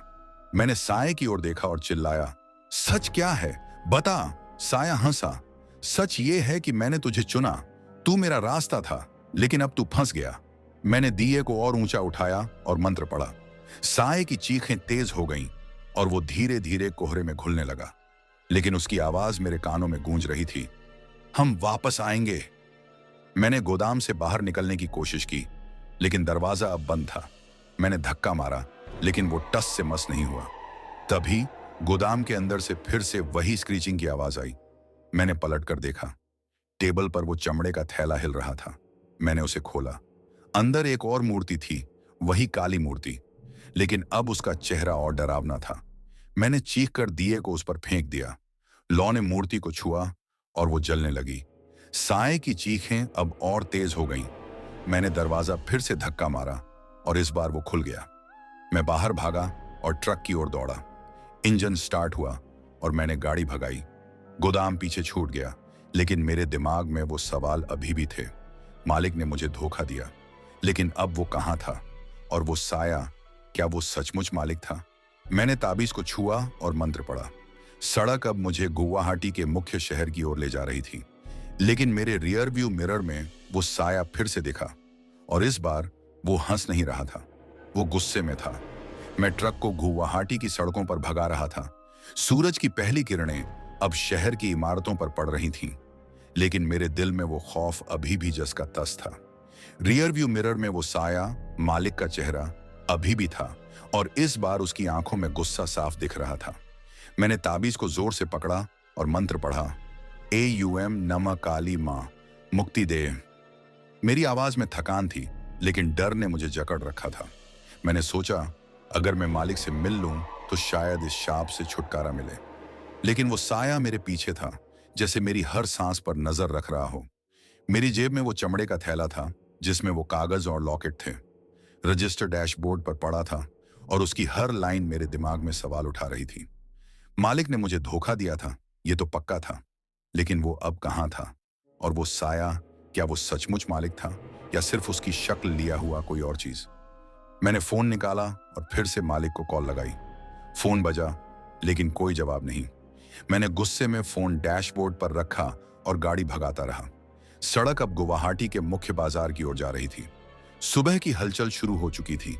लोग सड़कों पर थे, दुकानें खुल रही थीं, और कुछ गाड़ियां इधर उधर जा रही थीं। लेकिन मेरे लिए यह सब बेमानी था। मेरे दिमाग में सिर्फ एक चीज थी, मालिक से जवाब लेना। मैंने उस कागज पर लिखे पते को फिर से देखा। वो एक पुराने गोदाम का पता था, लेकिन अब मैं उससे भी आगे निकल चुका था। मैंने सोचा, शायद मालिक का ऑफिस ढूंढना होगा। मैंने ट्रक को एक पेट्रोल पंप पर रोका, टैंक फुल करवाया और एक चाय की दुकान पर रुका। चाय का गिलास हाथ में लिया और रजिस्टर फिर से खोला। एक पन्ने पर एक और मंत्र था, AUM नमः काली मां, शक्ति दे। मैंने उसे पढ़ने की कोशिश की, लेकिन मेरी आवाज टूट रही थी। तभी दुकान पर बैठा एक बूढ़ा आदमी मेरी तरफ देखने लगा। उसने पूछा, क्या बात है भाई, तेरा चेहरा ऐसा क्यों है? मैंने हंसने की कोशिश की, बस थक गया हूं। लेकिन उसने मेरी बात टाल दी। नहीं, कुछ और है। तूने कुछ देखा है ना? मैं चुप रहा। उसने मेरे गले में ताबीज देखा और बोला, ये कहां से लिया? मैंने कहा, एक ढाबे से। उसने सिर हिलाया और बोला, ये ताबीज पुराना है, ये काली मां का है, लेकिन ये तुझे पूरी तरह बचा नहीं सकता। मैंने पूछा, क्यों? उसने मेरी तरफ देखा और धीमे से बोला, क्योंकि तूने कुछ छुआ है जो नहीं छूना चाहिए था। मेरे रोंगटे खड़े हो गए। तुझे कैसे पता? मैंने कांपती आवाज में पूछा। उसने कहा, तेरे चेहरे पर वो डर है। मैंने ऐसे चेहरों को पहले भी देखा है। वो मूर्ति ना, तूने उसे देखा? मैंने सिर हिलाया। हाँ, लेकिन मैंने उसे लौटा दिया। उसने मेरी तरफ गौर से देखा। लौटा दिया? फिर भी तू यहां है, तो तूने उसे छुआ होगा। मैंने रजिस्टर की वो लाइन याद की, जो उसे छुए वो हमेशा बंधा रहेगा। मैंने बूढ़े से पूछा, इसका मतलब क्या है? उसने चाय का गिलास रखा और बोला, इसका मतलब है कि तू अब उनकी दुनिया का हिस्सा है।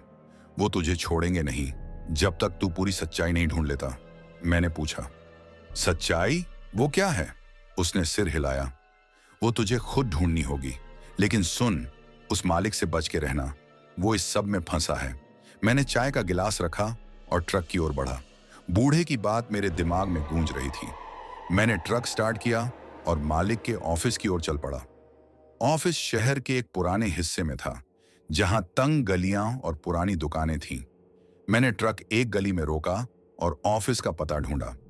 वहां एक छोटा सा बोर्ड था, शर्मा ट्रांसपोर्ट। मैंने दरवाजा खटखटाया, कोई जवाब नहीं। मैंने फिर कोशिश की, तभी दरवाजा धीरे से खुला। अंदर अंधेरा था। मैंने फोन की लाइट जलाई और अंदर कदम रखा। ऑफिस छोटा सा था और वहां पुराने कागज, फाइलें और एक टूटी फूटी मेज थी। मेज पर एक पुराना दिया जल रहा था। मैंने आसपास देखा, कोई नहीं था, लेकिन तभी मुझे एक कोने में कुछ दिखा, एक पुराना चमड़े का थैला। मैंने उसे खोला। उसमें वही निशान थे जो मैंने पहले देखे थे। अंदर एक और कागज था और उस पर लिखा था, शाप को तोड़ने के लिए उसे सच का सामना करना होगा। मैंने कागज को जेब में डाला और ऑफिस में और ढूंढने की कोशिश की। तभी मुझे एक पुरानी तस्वीर मिली।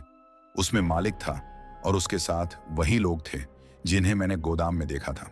उनकी आंखें खाली थीं, जैसे वो जिंदा नहीं थे। मैंने तस्वीर को गौर से देखा। तभी मेरे पीछे से एक आवाज आई, तूने सच्चाई ढूंढ ली। मैंने पलटकर देखा। वो मालिक था, लेकिन उसका चेहरा वैसा नहीं था जैसा मैंने पहले देखा था। उसकी आंखें चमक रही थीं और उसका चेहरा जैसे साए का बना था। मैंने चीख कर कहा, तूने मुझे क्यों फंसाया? वो हंसा। तुझे नहीं, मुझे बचाने के लिए। वो मूर्ति मेरा शाप थी। मैंने उसे चुराया और अब तूने उसे छुआ। तूने मेरा शाप ले लिया। मैंने चाकू निकाला और उसकी ओर लहराया। मैंने कुछ नहीं लिया, मैंने उसे लौटा दिया। लेकिन वो करीब आया। लौटाने से कुछ नहीं होता। तूने उसे छुआ, अब तू हमारा है। मैंने मंत्र पढ़ा, AUM नमः काली मां शक्ति दे, और ताबीज को जोर से पकड़ा। मालिक का साया पीछे हटा, लेकिन वो गायब नहीं हुआ। मैंने दिए को उठाया और उसकी लौ को साए की ओर किया। वो चीखा और उसकी आंखें और तेज चमकने लगी।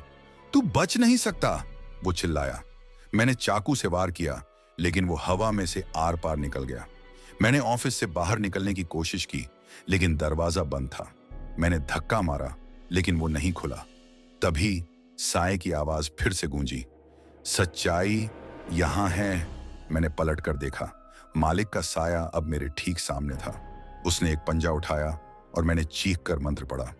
दिए की लौ तेज हो गई और साया पीछे हट गया, लेकिन उसकी आवाज मेरे दिमाग में थी, हम वापस आएंगे। मैंने दरवाजा फिर से धक्का मारा और इस बार वो खुल गया। मैं ट्रक की ओर भागा। इंजन स्टार्ट हुआ और मैंने गाड़ी भगाई, लेकिन मेरे रियर व्यू मिरर में वो साया फिर से था, और इस बार वो अकेला नहीं था। उसके पीछे और साए थे। उनकी चमकती आंखें मुझे घूर रही थीं। मैं ट्रक को गुवाहाटी की तंग गलियों से भगा रहा था। मेरे पीछे वो साए थे, मालिक का चेहरा और उसके साथ कई और। उनकी चमकती आंखें मेरे रियर व्यू मिरर में जैसे छुरियां चला रही थीं। मैंने ताबीज को जोर से पकड़ा और मंत्र पढ़ा, AUM नमः काली मां शक्ति दे। मेरी आवाज अब टूट रही थी। थकान और डर ने मुझे जकड़ लिया था। सूरज की किरणें शहर पर पड़ रही थीं, लेकिन मेरे लिए वो रोशनी कोई मायने नहीं रखती थी। मेरे दिमाग में सिर्फ एक चीज थी, इस शाप से छुटकारा पाना। मेरी जेब में वो चमड़े का थैला था जिसमें वो कागज और लॉकेट थे। रजिस्टर डैशबोर्ड पर पड़ा था और उसकी हर लाइन मेरे मन में सवाल उठा रही थी। मालिक ने मुझे धोखा दिया था, ये तो साफ था, लेकिन वो अब कहाँ था? और ये साए, क्या वो मालिक की आत्मा थे या कुछ और? मैंने रजिस्टर की आखिरी लाइन याद की, जो उसे छुए वो हमेशा बंधा रहेगा। क्या इसका मतलब था कि मैं अब कभी आजाद नहीं हो सकता? सड़क अब और संकरी हो रही थी। मैंने ट्रक को एक सुनसान गली में रोका। मेरे पास अब कोई रास्ता नहीं था। मुझे मालिक से जवाब चाहिए थे, लेकिन वो साया, वो मालिक का चेहरा मेरे पीछे था। मैंने फोन निकाला और फिर से मालिक को कॉल लगाई। फोन बजा और इस बार उसने उठाया। रवि? उसकी आवाज में वही ठंडक थी। मैंने चिल्लाकर कहा, तूने मुझे क्यों फंसाया? वो मूर्ति क्या थी? वो चुप रहा, फिर धीमे से बोला, तूने उसे छुआ ना, अब तू फंस गया। मैंने गुस्से में कहा, मैंने उसे लौटा दिया, अब मुझे छोड़ दो। लेकिन उसने हंसते हुए कहा, लौटाने से कुछ नहीं होता, वो मूर्ति तुझ में समा चुकी है। मैंने चीख कर कहा, तू कहां है? मुझे तुझसे मिलना है। उसने कहा, मैं तुझ तक आऊंगा, लेकिन सुन, अब तू हमारा है। फोन कट गया। मैंने गुस्से में फोन डैशबोर्ड पर पटका और सिर पकड़ लिया। तभी मेरे ट्रक का हॉर्न फिर से बजने लगा। वो कोई नॉर्मल हॉर्न नहीं था, वो वही चीख थी जो मैंने कब्रिस्तान में सुनी थी। मैंने रियर व्यू मिरर में देखा, कंटेनर का दरवाजा फिर से खुला था और उसमें से वो काला धुआं निकल रहा था। साए अब मेरे केबिन के करीब थे। मैंने ताबीज को छुआ और मंत्र पढ़ा, AUM नमः काली मां मुक्ति दे। लेकिन बार मंत्र का कोई असर नहीं हुआ।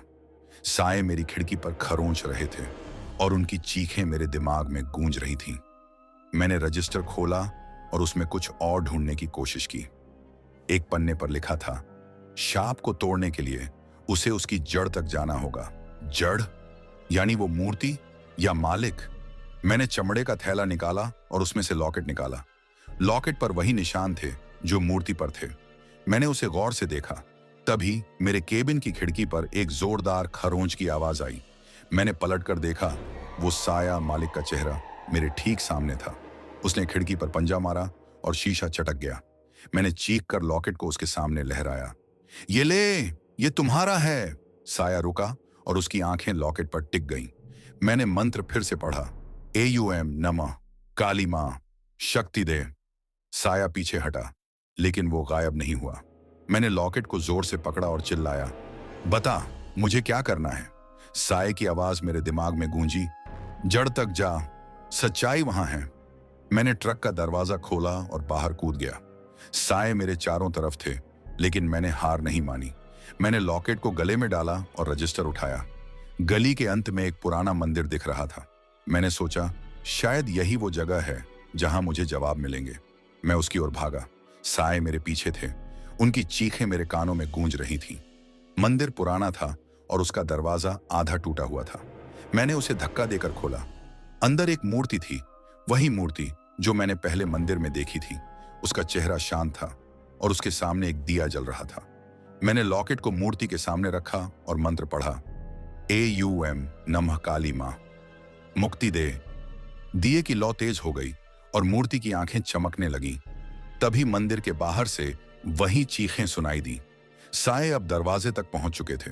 मैंने रजिस्टर खोला और उसमें लिखी आखिरी लाइन पढ़ी, जड़ तक जा, उसे नष्ट कर। नष्ट कर यानी लॉकेट या मालिक। मैंने लॉकेट को दिए की लौ में डाला। लौ ने लॉकेट को छुआ और वो पिघलने लगा। साइयों की चीखें और तेज हो गईं और वो मंदिर के अंदर घुस आए। मैंने चाकू निकाला और मूर्ति के सामने रखा। अगर सच्चाई चाहिए तो बता, मैंने चिल्लाया। मूर्ति से एक तेज रोशनी निकली और साये उसमें जैसे जलने लगे। उनकी चीखें अब दर्द भरी थीं, लेकिन मालिक का साया अभी भी था। वो मेरे सामने खड़ा था और उसकी आंखें गुस्से से चमक रही थीं। तूने मुझे धोखा दिया, उसने कहा। मैंने चिल्लाकर जवाब दिया, तूने मुझे फंसाया, अब मैं आजाद होऊंगा। मैंने चाकू उठाया और मूर्ति के सामने रखा। दिए की लौ ने चाकू को छुआ और वो भी पिघलने लगा। साये अब पूरी तरह जल रहे थे और मालिक का साया चीखते हुए कोहरे में घुल गया। मंदिर शांत हो गया। दिए की लौ अब धीमी जल रही थी। मैंने मूर्ति को प्रणाम किया और रजिस्टर उठाया। उसमें अब कोई नई लाइन नहीं थी। मैं मंदिर से बाहर निकला। कोहरा साफ हो चुका था और सूरज की रोशनी अब पूरी तरह फैल रही थी। मैंने ट्रक की ओर देखा, वो अभी भी वहां था। मैंने कंटेनर चेक किया, वो खाली था। कोई मूर्ति, कोई लकड़ी का डब्बा, कोई साया। मैंने राहत की सांस ली और ट्रक स्टार्ट किया। लेकिन जैसे ही मैंने गाड़ी भगाई, मेरे रियर व्यू मिरर में फिर से कुछ दिखा। एक हल्का सा साया। वो मालिक का चेहरा नहीं था, वो मेरी अपनी शक्ल थी। मैंने चीख कर ताबीज पकड़ा और मंत्र पढ़ा। साया गायब हो गया, लेकिन मेरे दिमाग में एक सवाल अभी भी था। क्या मैं सचमुच आजाद था या ये शाप अभी भी मेरे साथ था? मैं ट्रक को गुवाहाटी की सड़कों पर भगा रहा था। सूरज की रोशनी अब पूरी तरह फैल चुकी थी। शहर में सुबह की हलचल शुरू हो रही थी। लोग सड़कों पर थे, दुकानें खुल रही थीं और हॉर्न की आवाजें हवा में गूंज रही थीं। लेकिन मेरे लिए यह सब बेमानी था। मेरे दिमाग में वो आखिरी साया अभी भी था, मेरी अपनी शक्ल। क्या इसका मतलब था कि शाप अभी भी मेरे साथ था? मैंने गले में डाले ताबीज को छुआ और मंत्र पढ़ा, AUM नमः काली मां मुक्ति दे। मेरी आवाज में अब वो ताकत नहीं थी जो पहले थी। थकान, डर और अनिश्चितता ने मुझे जकड़ लिया था। मेरी जेब में वो चमड़े का थैला अब भी था, लेकिन लॉकेट और चाकू पिघल चुके थे।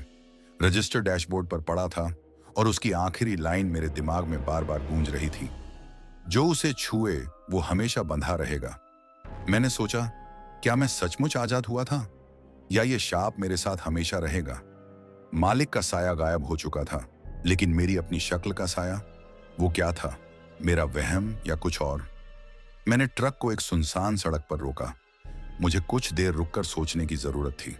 मैंने सिगरेट जलाई और एक लंबा कश लिया। धुआं मेरे चेहरे से टकराया, लेकिन उसमें अब वो सड़ी हुई गंध नहीं थी। फिर भी मेरे कंधों पर एक भारीपन था, जैसे कोई मेरे साथ अभी भी था। मैंने रियर व्यू मिरर में देखा, केबिन खाली था, लेकिन वो एहसास गायब नहीं हुआ। मैंने रजिस्टर निकाला और उसमें कुछ और ढूंढने की कोशिश की। एक पन्ने पर एक नई लाइन थी जो मैंने पहले नहीं देखी थी। शाप तभी टूटेगा जब तू खुद को मुक्त करेगा। खुद को मुक्त? इसका मतलब क्या था? मैंने मालिक से जवाब मांगे। मूर्ति लौट आई, लॉकेट और चाकू नष्ट किए, और अब भी ये। मैंने गुस्से में रजिस्टर बंद किया और डैशबोर्ड पर पटक दिया। ये सब क्या बकवास है? मैंने चिल्लाकर कहा, लेकिन मेरे दिमाग में एक सवाल बार बार आ रहा था। शायद सच्चाई मेरे अंदर थी। मैंने फोन निकाला। सिग्नल अब फुल था। मैंने मालिक को फिर से कॉल लगाई, लेकिन फोन स्विच ऑफ था। मैंने सोचा शायद वो अब सचमुच गायब हो चुका था। लेकिन फिर मुझे वो कागज याद आया जो मैंने गोदाम में पाया था। उसमें मालिक का नाम और कुछ और पते थे। मैंने कागज निकाला और पढ़ा। एक पता गुवाहाटी के बाहरी इलाके में था, एक पुराना घर। मैंने फैसला किया कि मुझे वहां जाना होगा, शायद वहां कुछ जवाब मिले। मैंने ट्रक स्टार्ट किया और उस पते की ओर चल पड़ा। सड़क अब शहर से बाहर की ओर जा रही थी, जहां जंगल और खेत शुरू हो रहे थे। सूरज अब पूरी तरह निकल चुका था, लेकिन हवा में एक ठंडक थी। मैंने ताबीज को छुआ और मंत्र पढ़ा। ट्रक की हेडलाइट्स अब फ्लिकर नहीं कर रही थी और रेडियो शांत था, लेकिन मेरे दिल में एक बेचैनी थी। कुछ देर बाद मैं उस पते पर पहुंचा। वहां एक पुराना जर्जर घर था, जिसकी दीवारें टूटी फूटी थीं। दरवाजे पर एक जंग लगा ताला लटक रहा था। मैंने ट्रक रोका और बाहर निकला। ताबीज मेरे गले में था और रजिस्टर मेरे हाथ में। मैंने टायर आयरन उठाया और ताले को तोड़ने की कोशिश की। कुछ कोशिशों के बाद ताला टूट गया। मैंने दरवाजा धक्का देकर खोला। अंदर अंधेरा था। मैंने फोन की लाइट जलाई और आगे बढ़ा। घर में धूल भरी थी और फर्श पर पुराने कागज और टूटी फूटी चीजें बिखरी थीं। एक कोने में एक पुरानी मेज थी और उस पर एक मिट्टी का दिया जल रहा था। मैंने आसपास देखा, कोई नहीं था, लेकिन तभी मुझे एक दीवार पर कुछ निशान दिखे। वो वही निशान थे जो मैंने काली मूर्ति और लॉकेट पर देखे थे। मैंने दिए के पास जाकर देखा। वहां एक पुराना चमड़े का थैला था। मैंने उसे खोला। अंदर कुछ कागज थे और एक तस्वीर। तस्वीर में मालिक था और उसके साथ एक और आदमी। उस आदमी की शक्ल मुझसे मिलती जुलती थी। मैंने गौर से देखा, वो मैं नहीं था, लेकिन उसकी आंखों में वही खालीपन था जो मैंने सायों में देखा था। कागजों पर लिखा था, शाप का आखिरी हिस्सा उसे पूरा करना होगा जो चुना गया है। मेरे रोंगटे खड़े हो गए। चुना गया यानी मैंने चिल्लाकर कहा, मैंने कुछ नहीं किया, मुझे क्यों चुना? तभी घर के अंदर से एक आवाज आई, क्योंकि तूने उसे छुआ। मैंने पलट कर देखा। वो साया फिर से था, मालिक का चेहरा। लेकिन इस बार वो अकेला नहीं था। उसके पीछे और साए थे और उनमें से एक की शक्ल मेरी थी। मैंने चीख कर ताबीज पकड़ा और मंत्र पढ़ा, AUM नमः काली मां शक्ति दे। साए रुक गए, लेकिन वो गायब नहीं हुए। मालिक का साया बोला, तूने सच्चाई ढूंढ ली, लेकिन अब तुझे खुद को मुक्त करना होगा। मैंने चिल्लाया, खुद को? इसका मतलब क्या है? साए ने हंसते हुए कहा, तेरे अंदर वो शाप है, उसे नष्ट कर। मैंने रजिस्टर खोला और उसमें आखिरी लाइन पढ़ी, खुद को मुक्त करने के लिए उसे खुद को देना होगा। मैंने दिए को उठाया और उसकी लौ को अपने करीब लाया। साए चीखे और उनकी आंखें और तेज चमकने लगीं। मैंने मंत्र पढ़ा, AUM नमः काली मां मुक्ति दे, और दिए की लौ को अपने सीने पर छुआया। लौ ने मेरे ताबीज को छुआ और एक तेज रोशनी फैल गई। साए चीखते हुए गायब होने लगे। मालिक का साया चिल्लाया, तू बच नहीं सकता। लेकिन उसकी आवाज धीरे धीरे फीकी पड़ गई। जब रोशनी कम हुई, मैंने देखा कि दिया अब धीमी जल रहा था। साए गायब थे। मैंने ताबीज को छुआ। वो गर्म था, लेकिन अब उसमें कोई भारीपन नहीं था। मैंने रजिस्टर देखा। उसमें अब कोई नई लाइन नहीं थी। मैंने घर से बाहर निकलने की कोशिश की। दरवाजा खुला था। मैं ट्रक की ओर भागा। ट्रक स्टार्ट हुआ और मैंने उसे भगाया। रियर व्यू मिरर में अब कोई साया नहीं था, लेकिन मेरे दिमाग में एक सवाल अभी भी था, क्या मैं सचमुच आजाद था? मैंने ताबीज को छुआ और मंत्र पढ़ा। सड़क अब मुझे शहर से बाहर ले जा रही थी। मैंने फैसला किया कि मैं इस काम को छोड़ दूंगा। लेकिन जैसे ही मैंने ये सोचा, मेरे रियर व्यू मिरर में एक हल्का सा साया फिर से दिखा। वो मेरी शक्ल थी और वो मुस्कुरा रहा था। मैं ट्रक को गुवाहाटी से दूर एक अनजान सड़क पर भगा रहा था। सूरज अब आसमान में चमक रहा था और शहर की हलचल पीछे छूट चुकी थी, लेकिन मेरे दिल में वो खौफ अभी भी था। रियर व्यू मिरर में वो साया, मेरी अपनी शक्ल, मुस्कुरा रहा था। मैंने ताबीज को जोर से पकड़ा और मंत्र पढ़ा, AUM नमः काली मां मुक्ति दे। मेरी आवाज में अब न तो ताकत थी न हिम्मत। थकान ने मुझे तोड़ दिया था और वो साया मेरे दिमाग में जैसे घर कर चुका था।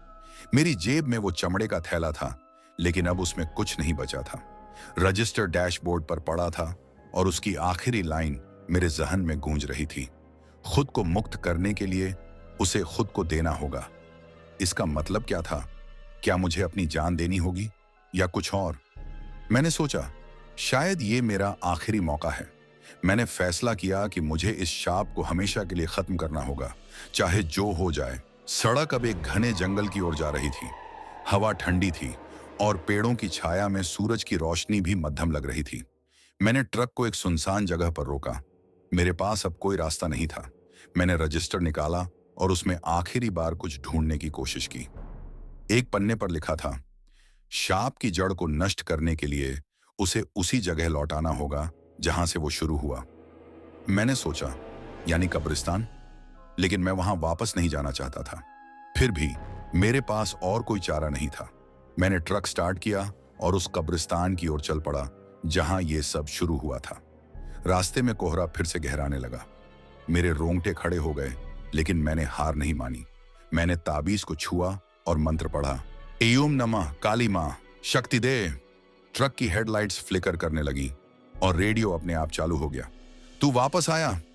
वो खरखराती आवाज फिर से थी। मैंने चिल्लाकर कहा, हाँ आया हूं, लेकिन इस बार ये खत्म होगा। कब्रिस्तान का गेट अब मेरे सामने था। कोहरा इतना घना था कि गेट की सलाखें भी मुश्किल से दिख रही थीं। मैंने ट्रक रोका और बाहर निकला। ताबीज मेरे गले में था और रजिस्टर मेरे हाथ में। मैंने कब्रिस्तान के अंदर कदम रखा। वो साए फिर से थे, उनकी चमकती आंखें, उनकी चीखें और वो सड़ी हुई गंध। लेकिन इस बार मैं डरा नहीं। मैंने मंत्र पढ़ा और उस बड़ी कब्र की ओर बढ़ा जहां मैंने मूर्ति लौटाई थी। कब्र के पास वो मिट्टी का दिया फिर से जल रहा था। मैंने रजिस्टर खोला और उसमें लिखी आखिरी लाइन पढ़ी, खुद को देना होगा। मैंने ताबीज उतारा और उसे दिए की लौ में डाला। लौ तेज हो गई और साइयों की चीखें और तेज। मैंने रजिस्टर को भी लौ में डाला। वो जलने लगा और उसके साथ वो कागज भी जो मेरी जेब में था। मैंने चिल्लाकर कहा, मैंने सब लौटा दिया, अब मुझे छोड़ दो। तभी कब्र से एक तेज रोशनी निकली। वो रोशनी कोहरे को चीर रही थी और साए उसमें जैसे पिघल रहे थे। उनकी चीखें अब दर्द भरी थीं। मैंने मंत्र पढ़ना जारी रखा, एयूएम नमः काली मां मुक्ति दे। मेरे सामने वो साया फिर से उभरा, मेरी अपनी शक्ल। लेकिन इस बार वो मुस्कुरा नहीं रहा था। उसकी आंखें खाली थीं और वो धीरे धीरे मेरी ओर बढ़ रहा था। मैंने चीख कर कहा, मैं तैयार हूं, जो लेना है ले लो। मैंने अपनी आंखें बंद की और मंत्र पढ़ा। तभी एक ठंडी हवा चली। मेरे कानों में एक आवाज गूंजी, तूने सच्चाई ढूंढ ली। जब मैंने आंखें खोली, कब्रिस्तान शांत था। कोहरा गायब था और साए भी। दिया अब धीमी जल रहा था। मैंने आसपास देखा, कोई मूर्ति नहीं, कोई साया नहीं। मैं ट्रक की ओर भागा। इंजन स्टार्ट हुआ और मैंने गाड़ी भगाई।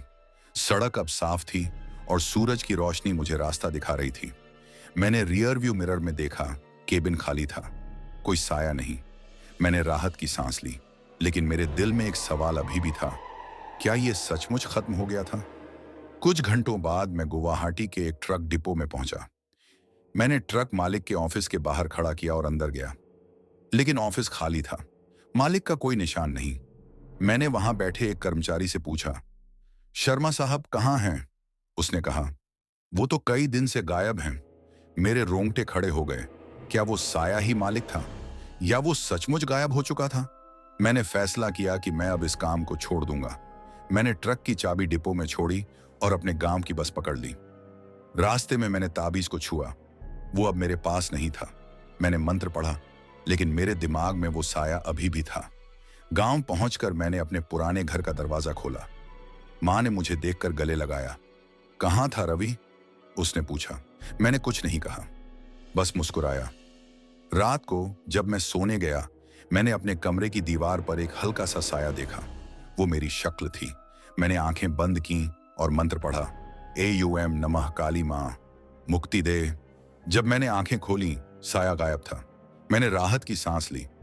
शायद मैं आजाद था या शायद नहीं, लेकिन एक बात पक्की थी, मैं अब कभी उस रास्ते पर नहीं जाऊंगा। तो क्या रवि सचमुच उस शाप से आजाद हो पाया या वो साए अभी भी उसका पीछा कर रहे हैं? शापित माल की इस खौफनाक यात्रा ने आपको किन अंधेरे रास्तों पर ले जाया? सच्चाई ढूंढने की ये जंग खत्म हुई या अभी और राज बाकी हैं? अगर ये कहानी आपके रोंगटे खड़े कर गई तो हमारे चैनल को सब्सक्राइब करें और कमेंट में बताइए, क्या आप रवि की जगह होते तो क्या करते? ऐसी और डरावनी कहानियां, सस्पेंस और रहस्य के लिए बने रहें हमारे साथ। अगली बार फिर मिलेंगे एक और खौफनाक राज के साथ। तब तक सावधान रहें, क्योंकि साए कहीं भी हो सकते हैं।